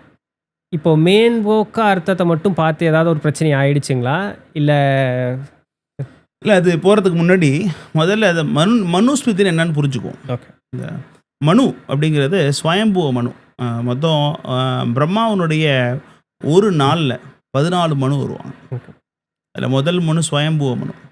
இப்போ நம்ம இந்த ப்ரெசன்ட் இருக்கு இல்லையா, இப்போ உள்ள மனுவோட பேர் வைவஸ்வத மனு, ஒரு 7வது மனு வரும். இந்த 14 முடிஞ்சதுக்கப்புறம் திருப்பி வருவார், இந்த ஸ்வயம்புவ மனு வருவார். மனு அப்படின்னா யாருன்னா, இந்த காலகட்டத்தில் மனித குலம் முழுவதுக்கும் அவர் தான் ராஜா. அவர் தான் ராஜா மனு. அவர் வந்து பிரம்மாவோட நேரடி புதல்வன். பிரம்மாவோட பையன் மனு தான் ராஜா. இந்த உலகத்துக்கே ஒரு உலகம்னு சொன்னால் இந்த பூமண்டலம் மட்டும் கிடையாது, சொர்க்கலோகம், அத்தலை வித்தலை கீழே பாதாள உலகங்கள், உலகங்கள், பிரம்மலோகம், ஜனகலோகம், தப்பலோகம், இந்த மாதிரி எல்லா 14 உலகங்களுக்கும் அவர் தான் ராஜா மனு. ஓகே. மனு ஸ்மிருதி அப்படின்னு சொன்னால் அவரு கொடுத்த புஸ்தகம் இல்லையா. மனு ஸ்மிருதினா ஞாபகம்னு அர்த்தம். ஓகே. ஸ்மிருதினா அவர் நினைவு வச்சுக்கோ அப்படின்னு கொடுக்கக்கூடிய இலக்கியம். மனுஸ்மிருதி என்ன சொல்கிறாருன்னா, இந்த உலகத்தில் நீ சந்தோஷமாக வாழ என்ன செய்யணும், என்ன செய்யக்கூடாது, என்ன செஞ்சால் உன் நரகத்துக்கு போவீங்க, என்ன செஞ்சால் சொர்க்கத்துக்கு போவீங்க, அப்படிங்கிறப்போ எல்லாரும் சந்தோஷமாக வாழ என்ன செய்யணும் அப்படிங்கிற சொல்லி கொடுக்குறார் மனு. அவர் ஸ்ட்ரிக்டாக சொல்கிறார், ஆண்னா எப்படி இருக்கணும், ஒரு பெண்ணா எப்படி இருக்கணும், ஒரு ராஜான்னா எப்படி இருக்கணும், ஒரு பக்தன்னா எப்படி இருக்கணும், ஒரு ராமணன் எப்படி இருக்கணும், ஒரு சூத்ரன் எப்படி இருக்கணும், ஒரு வைஷ்யன் எப்படி இருக்கணும், இதெல்லாம் வந்து சொல்லிக் கொடுக்குறதா மனுஸ்மிருதி. எப்படி நடந்துக்கணும், ஒரு யஜ்யம் எப்படி செய்யணும், ஒரு தவம் எப்படி செய்யணும், ஒரு தானம் எப்படி செய்யணும், எல்லாம் சொல்லிக் கொடுக்குறாரு. நீங்கள் சொன்ன மாதிரி நிறைய கான்ட்ரவர்ஷியல் விஷயம் மனுஸ்மிருதியில் இருக்குது. ஓகே. தாராளமாக இருக்குது. அதில் நம்ம இதில் மறுக்கிறதுக்கெலாம் ஒன்றும் கிடையாது. உதாரணத்துக்கு பெண்கள் வந்து கொஞ்சம் கட்டுப்பாட்டில் தான் வச்சுக்கணும் சாஸ்திரம் சொல்லுது. பெண்களை கட்டுப்பாட்டில் தான் வச்சுக்கணும் சாஸ்திரம். நிறைய விஷயங்கள் எல்லாமே இருக்குது இல்லையா, இதை நான் மறுதளித்து பேசலை. ஆனால் நம்ம வாழக்கூடிய இந்த கலியுகத்தில் மனுஸ்மிருதியை அவங்கெல்லாம் பின்பற்ற முடியாது. ஓகே. ஸோ அது அந்த அளவுக்கு கட்டுக்கோப்பான விஷயங்கள். இது ஒரு நம்ம வாழ்கிறது ஒரு ஒரு சாக்கடைக்குள்ளே வாழ்ந்துட்டுருக்கோம். ஓகே. இங்கே பிராமணன் கிடையாது, சத்திரியன் கிடையாது. கலியுகத்தில் எங்கே இருக்கான் சத்திரியன்? இப்போது உலகம் ஃபுல்லாக சண்டை நடக்குது இல்லையா. இப்போது ஈரானுக்கும் அமெரிக்காவுக்கும் சண்டை நடக்குது. ட்ரம்ப் எங்கே இருக்கார்? அவர் சேஃபாக அவர் வெள்ளை மாளிகையில் உட்காந்துருக்கிறார். சேரர்களுக்கும் சோழர் சண்டை நடந்துச்சு இல்லையா. அப்போ சேரராஜன் எங்கே நின்னான்? போர்க்காலத்தில் நின்னான். அவன் தான் சத்திரியன். சத்திரியன்லாம் ஃப்ரண்ட்டில் இருந்து சண்டை போடணும். இப்போ உள்ள சத்திரியர்கள்லாம் வார் ரூம்னு ஒரு கம்ப்யூட்டர்ஸ் உட்கார வச்சுக்கிது, அதுதான் வார் ரூம்ங்கிறாங்க. வார் ரூமில் இங்கே வார் நடக்குது இல்லையா. வார் அங்கங்கே நடந்துட்டுருக்கு. அப்போது இப்போ உள்ள ராஜாலாம் சத்திரியன்னு சொல்ல முடியாது, வைஷ்யன்னு சொல்கிறோம், பிஸ்னஸ்ங்கிறோம். பிஸ்னஸ்னால ஏமாத்துறது தான் பிஸ்னஸ். இப்போது ஆமாம், அப்படி ஒரு நிலைமை ஆகிப்போச்சு. போய் சொன்னால் தான் தொழில்ங்கிற மாதிரி. பிராமணன்னு சொல்கிறோம், அவங்க இந்த யஜ்ஞம் பண்ணால் எவ்வளோ காசு கிடைக்குன்னு பார்க்குறாங்க. சூத்திரர்கள்னு சொல்கிறோம், சூத்திரர்களுடைய குணாதிசயம் விசுவாசம் தான். சூத்திரர்கள் விசுவாசமாக இருப்பாங்க, முதலாளிக்கு விசுவாசமாக இருப்பாங்க. இப்போ எங்கே விசுவாசம் இருக்குது? நான் பேப்பர் போட்டேன், கம்பெனி சேஞ்ச் பண்ணுறேன். ஆமாம். இந்த கலியுகத்தில் பிராமணனும் கிடையாது, சத்திரியனும் கிடையாது, வைஷ்யனும் கிடையாது, சூத்திரனும் கிடையாது, ஆண்களும் கிடையாது, பெண்களும் கிடையாது. இப்போ குழந்தைகளை, உங்களுக்கு ஒரு குழந்தை இருக்குன்னா அந்த குழந்தைய உங்கள் கட்டுப்பாடு வச்சுக்குவீங்களா மாட்டிங்களா? கண்டிப்பாக வச்சு. அது அடிமைத்தனமா? அது இல்லை. அதுதான். பெண்களை தன் கட்டுப்பாட்டில் வச்சுக்கணுங்கிறது வேற, பெண்ணை அடிமையாக வச்சுக்கணுங்கிறது வேற. ஆனால் இந்த மாதிரி சாரி எங்கள் அம்மாவே ஒரு வார்த்தை எப்பவுமே சொல்லுவாங்க. ஆணுன்னு ஒரு குணம், பெண்ணுன்னு ஒரு குணம், எவ்ரி திங் இஸ் ஓகே. ஆனால் பெண்ணுக்குன்னு ஒரு குணம் இருக்கும். அந்த குணம் என்ன அப்படின்னா, அவங்களுக்கு எது பார்த்து எதை மேலே வேணாலும் ஆசைப்படும். அந்த அந்த மனம் வந்து எல்லாத்து மேலேயும் சென்று பற்றக்கூடிய ஒரு குணம் இருக்கும். கரெக்ட். அந்த குணம் இன்னைக்கு இல்லைனாலும் ஒரு கட்டத்தில் அது ஆபத்தை விழ வச்சிரும். கண்டிப்பாக. அப்போ ஒரு ஆணனுடைய நிலை என்ன இருக்கணும்னா, அது கூடாதுன்னு சொல்லி அவனுடைய கட்டுப்பாட்டில் வச்சுருக்கணும்னா, உனக்குன்னு ஒரு ஒரு ஒரு இன்னைக்கு சொசைட்டல் ஸ்டேட்டஸ் அப்படின்னு ஒன்று இருக்குது, இதுக்கு இப்படி தான் இருக்கணும், நீ இந்த மாதிரி இருக்கக்கூடாதுன்னு தகப்பன் சொன்னால், உடன் பிறந்தவன் சொன்னால், பின்ன கணவன் சொன்னான்னா, உன்னுடைய இயற்கையான குணம் எல்லாத்தின் மீதும் சென்று பற்றக்கூடியதாக இருக்குது. அது துன்பம் விளைவிக்குங்கிறது வந்து இந்த கண்ணுக்குட்டி மாதிரி. அந்த கண்ணுக்குட்டி வந்து ஆபத்தெல்லாம் தெரியாது. அப்போ அதை யார் அந்த நிலைநிறுத்துவதுன்னு ஒரு ஆண் நிலைநிறுத்தினா, அந்த ஆணுக்கு வந்து ஒரு உறவின் பேரில் ஒரு பேர் வந்தது. இது இன்னைக்கு அடிமைத்தனமாக சொல்லிட்டாங்க. ஆனால் ஒரு துன்பத்தில் போய் நிற்கும் பொழுது தான் அந்த பெண்ணுக்கு தெரியும், ஐயையோ சொல்லி கேட்டிருந்துருக்கலாமே அப்படின்னு சொல்லிட்டு. நான் இது போல் நான் நிறைய பெண்கள் சொல்லியே கேட்டிருக்கேன். சுதந்திரத்திற்கும் அடிமைத்தனத்திற்கும் வித்தியாசம் தெரியாமல் தான் இன்னைக்கு நிறைய பிரச்சனை வந்தது. ஃபெமினிசம்னாலே இப்படி தானே போயிட்டு இருக்கு. இதை வந்து நிறைய பெண்கள் சொல்லியே கேட்டிருக்கேன். நீங்கள் வந்து சுதந்திரம் அப்படின்னு சொல்லிட்டு இன்னைக்கு என்ன வேணாலும் பண்ணலாம்னா அதுக்கு பேர் சுதந்திரம் இல்லை. அது கிடையாது.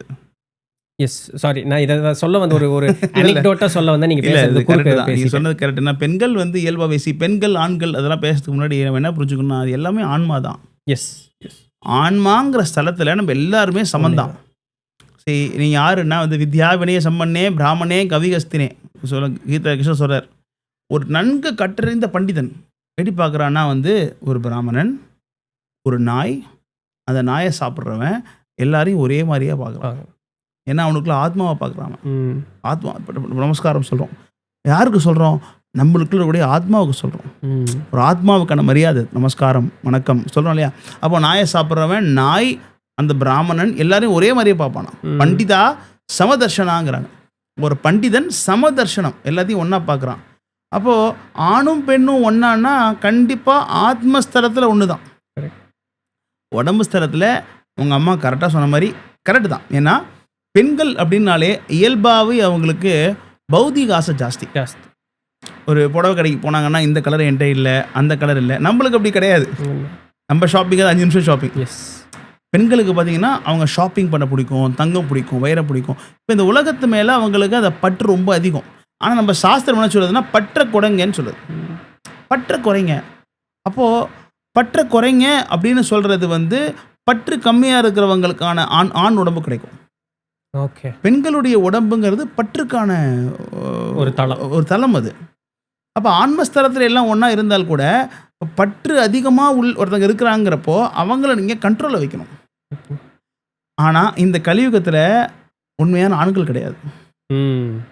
ஆண்களும் பற்றோட தான் சுற்றிட்டு இருக்கிறாங்க இல்லையா? ஏன்னா அவங்க குருக்கிட்ட போகிறது கிடையாது, குருகுலம் படிக்கிறது கிடையாது. அவங்களும் அவங்களுடைய ஆசைகள் ரொம்ப எல்லையற்றதாக இருக்குது. இப்போது ஒரு ஆண் ஒரு பெண்ணை கட்டுப்பாட்டில் வச்சுக்கணும்னா ஃபர்ஸ்ட் அதுக்கு ஆண் இருக்கணுமே. முதல்ல அவன் யார், என்ன அவனுடைய திறத்தை அவனுக்கு தெரியாது இல்லை? இப்போ எனக்கு ஒரு பெண் இருக்கிறாங்க, என் பெண் வந்து என்கிட்ட, என்னோட பொண்ணு என்கிட்ட சேஃபாக ஃபீல் பண்ணுவாங்க. கரெக்ட். ஆனால் அமெரிக்காவில் வாழக்கூடிய ஒரு பொண்ணு வந்து அப்பாவுக்கு பயப்படுவாங்க. நான் கேள்விப்பட்டிருக்கேன். பயப்படுவாங்க. ஏன்னா வந்து சில பெண்களுக்கெல்லாம் வந்து அவங்க 16 வயசு 18 வயசு ஆகிறப்ப தான் உணர்றாங்க எங்கள் அப்பா என்னை மொலாஸ் பண்ணியிருக்கிறாரு. அதை அவங்க உணர்றதுக்கே வந்து பார்த்திங்கன்னா அவங்களுக்கு பல வருஷங்கள் ஆயிடுச்சு. உதாரணத்துக்கு நான் பழைய ஒரு கோயில், இந்த 10 வருஷத்துக்கு முன்னாடி ஒரு அமெரிக்கன் ஒருத்தங்க எங்கள் கோயிலுக்கு வந்தாங்க. அவங்க என்ன சொன்னாங்கன்னா எங்கள் அப்பா வந்து என்னை சின்ன வயசில் வந்து ரிப்பீட்டடாக மொலாஸ் பண்ணார். ஓகே. ஆனால் அப்போ எனக்கு தெரியல. அது எனக்கு தெரிஞ்சுக்கிறதுக்கே ஒரு 18 வயசு ஆகி தான் எனக்கு புரிஞ்சிச்சு. எனக்கு அப்பா மேலே அவ்வளோ கோவம் வந்துச்சு, என்னை ஏமாற்றிட்டாங்க.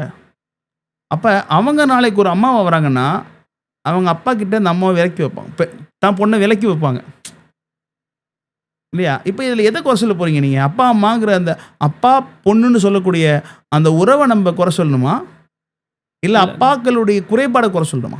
அந்த தனி மனிதன் பிரச்சனையா இல்லை மொத்த உறவே பிரச்சனையாங்கிற போது தனி மனிதன் தான் இந்த இடத்துல பிரச்சனையாகிறான். இப்போ தனி மனிதன்கிற வார்த்தையை விட இது கலியுகத்துக்கான பிரச்சனை.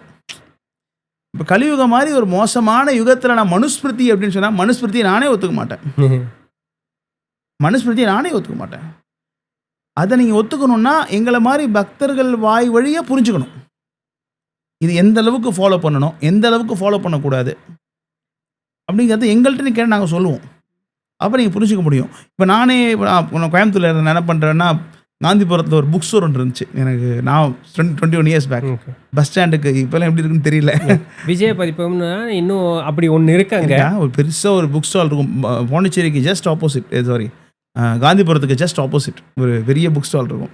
நான் காரணியால் படித்தப்போ எனக்கு வேதம் படிக்கணும்னு ஆசை வந்துருச்சு. உடனே அந்த புக் ஸ்டால் சும்மா போயிட்டு இருந்தப்போ ரிக்வேதம், யஜுர்வேதம், சாமவேதம், அதர்வண வேதம் 4 புஸ்தகம் இருந்துச்சு. இவ்வளோ தான் அந்த புக்கோட சைஸு. 20 பக்கம். 20 பக்கம் ரிக்வேதம். சரி, நானும் அப்போ எனக்கு ஒரு க்யூரியாசிட்டி இல்லையா, அதை எடுத்து படித்து பார்த்தா பயந்துட்டேன். ஓகே. குதிரையை கொல்லணுங்கிறாங்க, அஸ்வமேத யாகம்ங்கிறாங்க, மாடை பலி கொடுக்கணுங்கிறாங்க. உரமும் வச்சுட்டேன். என்னடப்பா அது வேதத்தில் பார்த்தா இவனா கொலை கூட்டம் மாதிரி இருக்க, உரமும் ஒதுக்கி வச்சுட்டேன். ஏன்னா இதெல்லாம் கலியுகத்தில் வந்து சாத்தியம் கிடையாது. அதனால தான் வந்து ஸ்ரீமத் பாகவதம் 12வது அத்தியாயம் 12வது காண்டம் 3வது அத்தியாயம் 51வது ஸ்லோகம் சொல்லுது. பரீட்சித் மகாராஜன்ட்ட வந்து சுகதேவ கோஸ்வாமி சொல்கிறார், களவு தோஷநிதியே ராஜன், களவு தோஷ நிதி அப்படிங்கிறார். என்ன தோஷம்? தோஷம்னா பிழை. களவு தோஷ நிதி ராஜன்னா கலியுகம் வந்து ஒரு தோஷத்தினுடைய கடல் சங்கமம். எங்கே பார்த்தாலும் பிழை. எதில் பிழை? திரவிய தேச ஆத்மாங்கிறாங்க. திரவிய தேச ஆத்மா. திரவியன்னா பொருள்களில் பிழை இருக்கான், தேசம்னா இடத்துல பிழை இருக்கான், ஆத்மான்னு நம்மள்டே பிழை இருக்கான். ஓகே. ப்ராக்டிக்கலாக அந்த 3 தான் இருக்குது நம்மளுக்கு. ஆமாம், ஒன்றுமே கிடையாது இல்லையா? திரவிய தேச ஆத்மானா கலியுகத்தில் எல்லா இடத்துலையும் பிழை. அதான் சொல்கிறார், களவு தோஷனிதே ராஜன் அஸ்திஹி ஏகோ மகாகுணான். ஆனால் ஒரு பெரிய மகா குணம் இந்த கலியுகத்தில் இருக்குது. என்னது? கீர்த்தனா தேவ கிருஷ்ணஸ்ய முக்த சங்க பரம்பரஜேத். கலியுகத்தினுடைய ஒரு மாபெரும் பொக்கிஷம் என்னன்னு சொன்னீங்கன்னா, ஹரே கிருஷ்ணா கிருஷ்ணா கிருஷ்ணா ஹரே ஹரே, ஹரே ராமா ராம ராம ஹரே ஹரே. கீர்த்தனா தேவ கிருஷ்ணஸ்ய, கிருஷ்ணனுடைய நாமத்தை கீர்த்தனை பண்ணுறது கலியுகத்தில் ஒரு மிகப்பெரிய ஒரு வரம். முக்த சங்க பரம்பரஜேத்னா அது முக்திக்கான வழியை கொடுக்கும் அப்படின்னாரு. ஏன்னா நீங்கள் ஹரே கிருஷ்ணா கிருஷ்ணா கிருஷ்ணா ஹரே ஹரே நீங்கள் பகவானுடைய பேரை சொல்ல சொல்ல சொல்ல சொல்ல உங்களுடைய காதுகள் சுத்தமடையுது, உங்கள் நாக்கு சுத்தமாகுது, கண்ணு சுத்தமாகுது. உதாரணத்துக்கு ஒரு ஆடு ரோட்டில் போகுது. இப்போ அந்த ஆடை பார்த்துட்டு ஒரு கசாப்பு கடை வச்சுருக்கிறவனுக்கு எத்தனை கிலோ தேரும்னு பார்ப்பான் இல்லையா? இப்போது சாதாரணமாக ஒருத்தன் போகிறான்னு சொன்னால் இது என்ன ஆடு தொந்தரவாக இருக்குன்னு பார்ப்பான். இதே அழகை ரசிக்கக்கூடிய ஒரு ஆர்டிஸ்ட் பார்க்குறான்னு சொன்னால் அந்த ஆடினுடைய அந்த அங்கங்களை கவனிப்பான். அது கண் எப்படி இருக்குது, அது என்னென்ன கலர்ஸ் யூஸ் பண்ணியிருக்கிறாங்க. அப்போ இது ஆடுங்கிறது ஒரு பொருள், திரவியா. அந்த ஆட்டை பார்க்குறான் இல்லையா, அங்கே புலன்கள். இப்போ நம்ம என்ன செய்யணும்னா எதுலேயுமே பிழை கிடையாது, புலன்களை சுத்தப்படுத்தணும், உணர்வை சுத்தப்படுத்தணும். பக்தின்னா அவ்வளோதான். சேத்தோ தர்ப்பணம் மார்ஜனம்ங்கிறாங்க. தர்ப்பணம்னா கண்ணாடி, மார்ஜனம் சுத்தம் பண்ணுறது. சேத்தம்னா உணர்வு, உணர்வை சுத்தப்படுத்துறது தான் பக்தி. நீ ஹரே கிருஷ்ணான்னு ஜெபம் பண்ண உங்களோட புலன்கள் சுத்தமாகும், மன சுத்தமாகும், புத்தி சுத்தமாகும், ஆத்ம சுத்தி கிடைக்கும். எப்போ நீங்கள் அதுக்கப்புறம் எல்லாத்தையுமே பார்க்கக்கூடிய பார்வைங்கிறது மாறிடும். இப்போ நான் உங்களை பார்க்கக்கூடிய பார்வை நான் உங்களை என் சகோதரனாக பார்க்குறேன். ஏன் சகோதரனாக பார்க்குறேன்னா நம்ம 2 பேருக்கும் ஒரே அப்பா கிருஷ்ணா. உங்களையும் கிருஷ்ணர் தான் படித்தார், என்னையும் கிருஷ்ணர் தான் படித்தார், நீங்கள் எனக்கு சகோதரன். ஆனால் உங்களையும் என்னையும் கிருஷ்ணர் படித்தாருன்னு தெரியாதப்போ நான் ஏன் உங்களை சகோதரனாக இருக்கணும்? கரெக்ட். இப்போ சனாதன தர்மத்தை ஒழிக்கணும்னு சொல்கிறாங்க இல்லையா, இப்போது இந்த கலாச்சாரம் இவங்க ஓரளவுக்கு ஃபாரின் கல்ச்சரையும் கொண்டு ட்ரை பண்ணுறாங்க. கரெக்ட். ஃபாரின் கல்ச்சர் எப்படி இருக்குது? போட்டி, பொறாமை, எந்த உறவும் கிடையாது, ஒரு கொடூரமான எண்ணம். ஏன்னா எனக்கு உங்களுக்கு சம்மந்தமே கிடையாது, நான் ஏன் உங்கள் மேலே அதான் ஒரு குடும்ப உறவுகளுக்குள்ளேயே அங்கே மதிப்பு மரியாதைங்கிறது கிடையாது, அப்படிங்கிறது கிடையாது. அதனால் இப்போ நம்ம கலியுகத்தில் ஒரே வழி என்னென்னா ஹரிநாமம் மட்டும்தான். அதனால் மனுஸ்மிருதி அப்படிங்கிறதுலாம் இந்த கலிகாலத்தில் உங்களால் பின்பற்ற முடியாது. அதில் பிழை இருக்கா? இல்லை, பிழை இல்லை. அது தப்பாக சொல்கிறாங்களா? தப்பாகவும் சொல்கிறாங்க தான், இல்லைன்னு நான் சொல்ல. ஆனால் கொஞ்சம் கான்ட்ரவர்ஷியான பாயிண்ட்ஸ் அங்கே இருக்குதான். ஆனால் அங்கே இந்த காலத்துக்கு அது சரிப்பட்டு வராது, ஒதுக்கி வச்சுருங்க. எஸ், மனுஸ்மிருதி வேண்டாம், மனுஸ்மிருதிங்கிறது வேண்டாம். ஹரே கிருஷ்ண மந்திரம் மட்டுமே அந்த கலியுகத்துக்கு போதும். இவ்வளோதான் முடியும், வேறு எதுவும் பண்ண முடியாது, வேற ஒன்றும் பண்ண முடியாது கலிகாலத்தில்.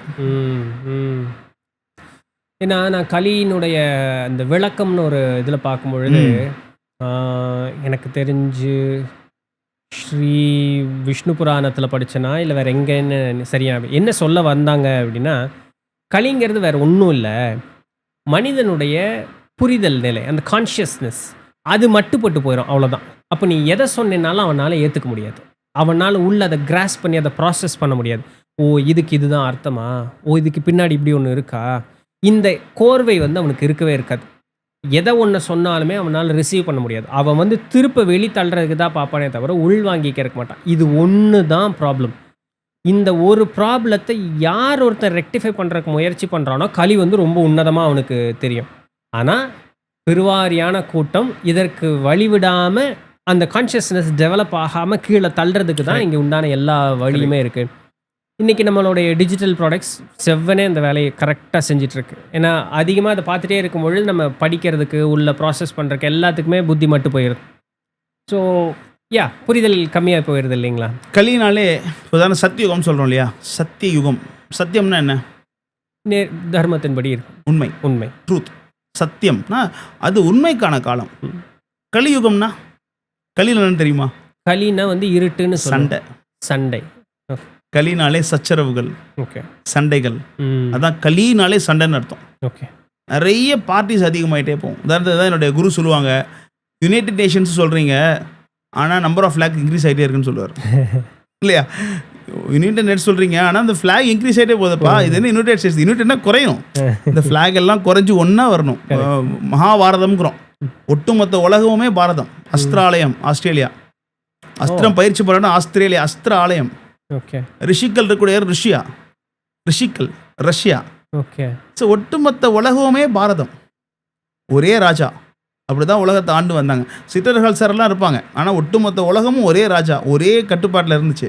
இப்போ வந்து ஒரு குட்டியோன்னு பங்களாதேஷ், பாகிஸ்தான், அப்புறம் பலோச்சிஸ்தான் பிரிச்சுக்கிட்டே தான் போகும் கலியுகத்தில். கலினாலே சண்டை. ஆன்மீக விஷயத்துல எடுத்துங்களேன், வடகலை தென்கலை. ஆமாம், ஒரே சம்பிரதாயம், ஒரே கான்செப்ட் ஒன்று தான். ஆனால் சண்டை இதை நம்ம அவாய்ட் பண்ண முடியாது. கரெக்ட். ஹரே கிருஷ்ணாலே எடுத்துங்க, இஸ்கான், ஐஎஸ்கேஎம், ஹெச்கேஎம், இவ்வளோ. ஏன்னா இது கலியுகம். கலியுகத்தில் இது உங்களால் வந்து அவாய்ட் பண்ணவே முடியாது. இது வந்து அது சாஸ்திரம் பாகவதம் சொல்லுது, பிரயாண அல்பாயுஷோ சப்யா கலவ் அஸ்மின் யுகேஜனா மந்த சுமந்த மந்தபாகிய உபதிருத்தகா அப்படின்னு கலியுகத்தோட டெஃபினேஷன் சொல்கிறாங்க. பிரயாண அல்பாயுஷா, அல்பாயுஷா சொல்லுவாங்க தமிழில். அல்பாயுஷுன்னா சீக்கிரம் அந்த ஒரு பூரண ஆயுள் இல்லாமல் சீக்கிரம் செத்து போயிடுறது. கலியுகத்தில் சீக்கிரம் செத்து போயிடுவாங்க. ஆமாம், அது சொல்கிறாங்க இல்லைங்களா, 30 ஆண்டுகளுக்கு இருந்தாலே பெரிய விஷயம் அப்படின்னு. ஆமாம், அப்படி ஆகிடும். போக போக பூரண 120 வருஷம் வாழ்வாங்க. அட்லீஸ்ட் 100 இயர்ஸ் சாஸ்திரம் சொல்லுது. 100 வருஷம் வாழ்வாங்க ஆவரேஜாக. 100 வருஷம் வாழக்கூடிய ஆவரேஜ் வாழ்க்கை 80 ஆச்சு, 60 ஆச்சு, 50. இப்போ ஓரளவுக்கு 60 ஓரளவு இருக்குது, 60 இருக்குது. இப்போது இன்னும் குறையும், 50, 40 இன்னும் குறைஞ்சிட்டே போகும். பெண்கள்லாம் சீக்கிரம் வந்து பூப்படைகிறாங்க. ஆமாம், அவங்க சீக்கிரமாக என்ன அவங்க சாப்பிட்ற சாப்பாடு முறைகள்லாம் 9 வயசு 8 வயசுலாம் பெண்கள் வந்து பூப்படைகிறாங்க. 15 வயசு 16 வயசு ஆக வேண்டியவங்க அவ்வளோ சீக்கிரம் ஆகிறாங்க. ரொம்ப சீக்கிரம் செத்து போயிடுவாங்க. எல்லாம் சீக்கிரம் செத்து போயிடுவாங்க. இது அல்பாயுஷா, பிரயாண அல்பாயுஷோ சப்யா கலவு அஸ்மின் யுகேஜனா. கலியுக மக்கள் மந்தமாக இருப்பாங்க. எங்கள் அப்பாவை எங்கள் தாத்தா முட்டாளாக பார்த்தாரு. எங்கள் அப்பா என்ன முட்டாளாக பார்த்தாங்க. நான் இப்போ உள்ள ஜென்ரேஷனை முட்டாளாக பார்க்குறேன். நீங்களே பார்ப்பீங்க இல்லையா, உங்கள் வயசுக்கு இப்போ உள்ள ஜென்ரேஷன் பார்ப்பீங்க, என்னப்பா இப்போ உள்ள ஜென்ரேஷன்லாம். ஆனால் இதை உங்கள் அம்மா உங்கள்கிட்ட சொல்லியிருப்பாங்க. இல்லை, நம்ம அப்பாக்கள் வந்து அந்த கணக்கை வந்து அது பெருக்கலாக இருந்தாலும் சரி, கூட்டலாக இருந்தாலும் சரி, இது இப்படி எப்படி போட்டீங்க, எப்படி பண்ணீங்க. ஆனால் நமக்கும் ஒரு இடத்துக்கு வேலைக்கெல்லாம் போயிட்டுருப்போம். எங்கள் அப்பச்சி பண்ணின கணக்கு வழக்கும் ஒரு இந்த உலகத்தை பார்த்த விஷயமும் அதை ஹேண்டில் பண்ணதும் அவருடைய பையன்கிட்ட ஒரு மாற்றம் இருந்தது, அது எங்கிட்ட ஒரு மாற்றம் இருந்தது. இது டீக்ரேடிங் தான் ஆகுதே தவிர ஒன்றுமே. இதான் சாஸ்திரம் சொல்லுது. மந்த போ மந்தமாயிட்டே போவாங்க. அப்புறம் சுமந்தன்னா சோம்பேறி. ஓகே, சோம்பல் வந்து அதிகமாகிட்டே போகும். மந்த சுனேதி கூட நான் காலேஜ் பிறந்தப்போ என்னுடைய ப்ரொஃபஸர் சொன்னார், எந்த செட் பண்ணி அப்படின்னாரு. 2005 சார் அப்படின்னு. அப்போ அந்த செட்லாம் வந்து நல்லா படிப்பீங்கப்பா. இப்போ உள்ள பசங்கள்லாம் வந்து வயர்லேயே கை வைக்க மாட்டேங்கிறான். எலக்ட்ரிக்கல் இன்ஜினியர், கரண்ட்லாம் தொடமாட்டேன் சார், ஷாக் அடிக்கும் அப்படிங்கிறான். வேலையே அதுதான் தான். ஏன்னா ஒரு தடவை ஒரு பெரிய கம்பெனி, என்னோட போர்ட் ஆஃப் ஸ்டடீஸில் வந்து ஒரு பெரிய கோயம்புத்தூரில் ஒரு பெரிய பேர் சொன்னால் தெரியாத ஒரு பெரிய கம்பெனியினுடைய ஒரு general manager, one of the மெம்பராக இருக்கார். அவர் புலம்பு என்ன அப்படின்னா, கம்பெனிக்குள்ளே சின்ஸ் அது மேனுஃபேக்சரிங் யூனிட்டுங்கிறதுனால மொபைல் எடுத்துகிட்டு போகக்கூடாதுங்கிறது ரூல். ஏங்க நான் ஒரு கூட்டல் கழித்தல் தாங்க, நான் ஒரு வகுத்தல் பெருக்கல் கூட போட சொல்லிங்க, கூட்டுடா இதுக்கப்புறம் கூட்டினா சார் ஃபார்முலா வேணும் சார் கால்குலேட்டர் வேணும். கூட்டுறதுக்கு எதுக்குடா கால்குலேட்டர், அவ்வளோதான் அவனுக்கு தெரியுது. நீ 4 வருஷம் என்னடா படித்த அப்படின்னா, இதெல்லாம் எங்களுக்கு சொல்லித்தரல சார், ஃபார்முலா கொடுங்க, வெர்னியர் கேலிப்பர் யூஸ் பண்ணுன்னா பண்ணுவேன். நீ இன்ஜினியர்ரா, வெர்னியர் கேலிப்பர் எப்படி யூஸ் பண்ணாமல் இருவேன்னா தெரியாது சாருங்கிறான். Screws gauge பிடிச்சதே இல்லைங்கிறான். ஆனால் ஒரு இன்ஜினியரு, மெக்கானிக்கல் இன்ஜினியர் இத்தனைக்கும் அவர் அவ்வளோ அங்கலாப்படுறாரு, என்னங்க ஒரு கூட்டல் கழித்தல் தெரிய மாட்டேங்குதுங்க அப்படின்னு சொல்லிட்டு.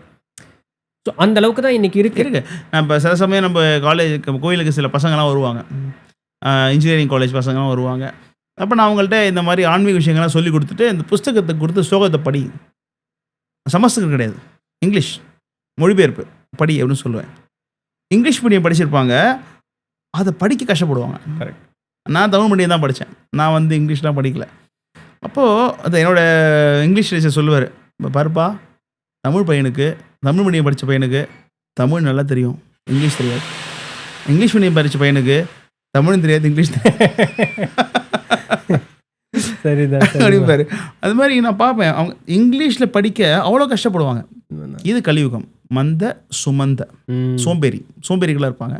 அப்புறம் மந்த பாக்கியா, அதிர்ஷ்டமே கிடையாது. அதிர்ஷ்டமே கிடையாது. உபத்திரத்தகன்னா ஆல்வேஸ் ஸ்ட்ரெஸ்ட். உபத்திரம்னா ஸ்ட்ரெஸ். எப்பவுமே 3 வயசு குழந்தைக்கு ஸ்ட்ரெஸ் இருக்கு. இப்போ ஆமாம், இன்றைக்கெல்லாம் டயக்னோஸ் பண்ணிகிட்டு இருக்கிறாங்க. குழந்தைக்கு என்னடா ஸ்ட்ரெஸ் இருக்குது, 4 வயசு குழந்தைக்கு ஸ்ட்ரெஸ் இருக்குது. அவ்வளோ பேக் எடுத்துகிட்டு போகணும், அவ்வளோ ஹோம் இருக்குது. மந்த சுமந்த மத்தையோ மந்தபாகி உபத்திரத்தை தான் கலியுகத்தோட குணாதிசயம். இந்த மாதிரி ஒரு யுகத்தில் வாழக்கூடிய மக்கள்கிட்ட போயிட்டு மனுஸ்மிருதின்னு பேசுனா இதெல்லாம் எப்படி சாத்தியம்? அதனால தான் நம்ம என்ன சொல்கிறோம்னு சொன்னால், நாம சங்கீர்த்தனம் மட்டும்தான் ஒரே வழி. இந்த கலியுகத்தில் ஒரே ஒரு முறை என்ன நாம சங்கீர்த்தனம், ஹரே கிருஷ்ண கிருஷ்ண கிருஷ்ண ஹரே ஹரே, ஹரே ராம ராம ராம ஹரே ஹரே. அதுதான் ஒரே தர்மம் இந்த கலியுகத்தில் பண்ண வேண்டிய தர்மம். மற்றதெல்லாம் ஒன்றும் ரொம்ப கஷ்டம் இந்த கலியுகத்தில், பழிக்கிறது கஷ்டம் ரொம்ப இல்லைங்களா? கஷ்டம். ரொம்ப சந்தோஷம். நிறைய பேசியிருக்கோம் நம்ம. அந்த என்ன முக்கியமான ஒரு விஷயம், நீங்கள் சொன்னது தான் சத்தியம். ஆனால் அது அதன்படி மக்களுக்கு புரிஞ்சிருக்கணும்னு நானும் ஒரு தெய்வத்துக்கிட்டே ஒரு விண்ணப்பத்தை வச்சுக்கலாம். பின்னொரு நாள் இன்னும் நிறைய கேள்விகள் அப்படிங்கிறது எனக்கு இருக்குது. உங்களுடைய நிறைய அதுக்குண்டான விளக்கங்கள் அப்படிங்கிறது எனக்கு தேவைப்படுது. இன்னொரு நாள் கண்டிப்பாக வேறு ஒரு தலைப்பில் நம்ம சந்திப்போம் அப்படிங்கிறத சொல்லிவிட்டு, இன்றைக்கி இவ்வளோ தூரம் நீங்கள் பயணம் பண்ணி வந்து இவ்வளோ ஒரு நல்ல தலைப்புகளை சொல்லி நமக்கு வந்து ஒரு பெரிய ஒரு இது பண்ணி கொடுத்துருக்கீங்க. ரொம்ப நன்றி. ரொம்ப நன்றி உங்களுக்கும் இந்த வாய்ப்பு நம்மளுக்கு அளித்ததுக்கு. ரொம்ப ஏன்னா உங்கள் நிறைய ஃபாலோவர்ஸ் உங்களுக்கு இருக்கிறாங்க.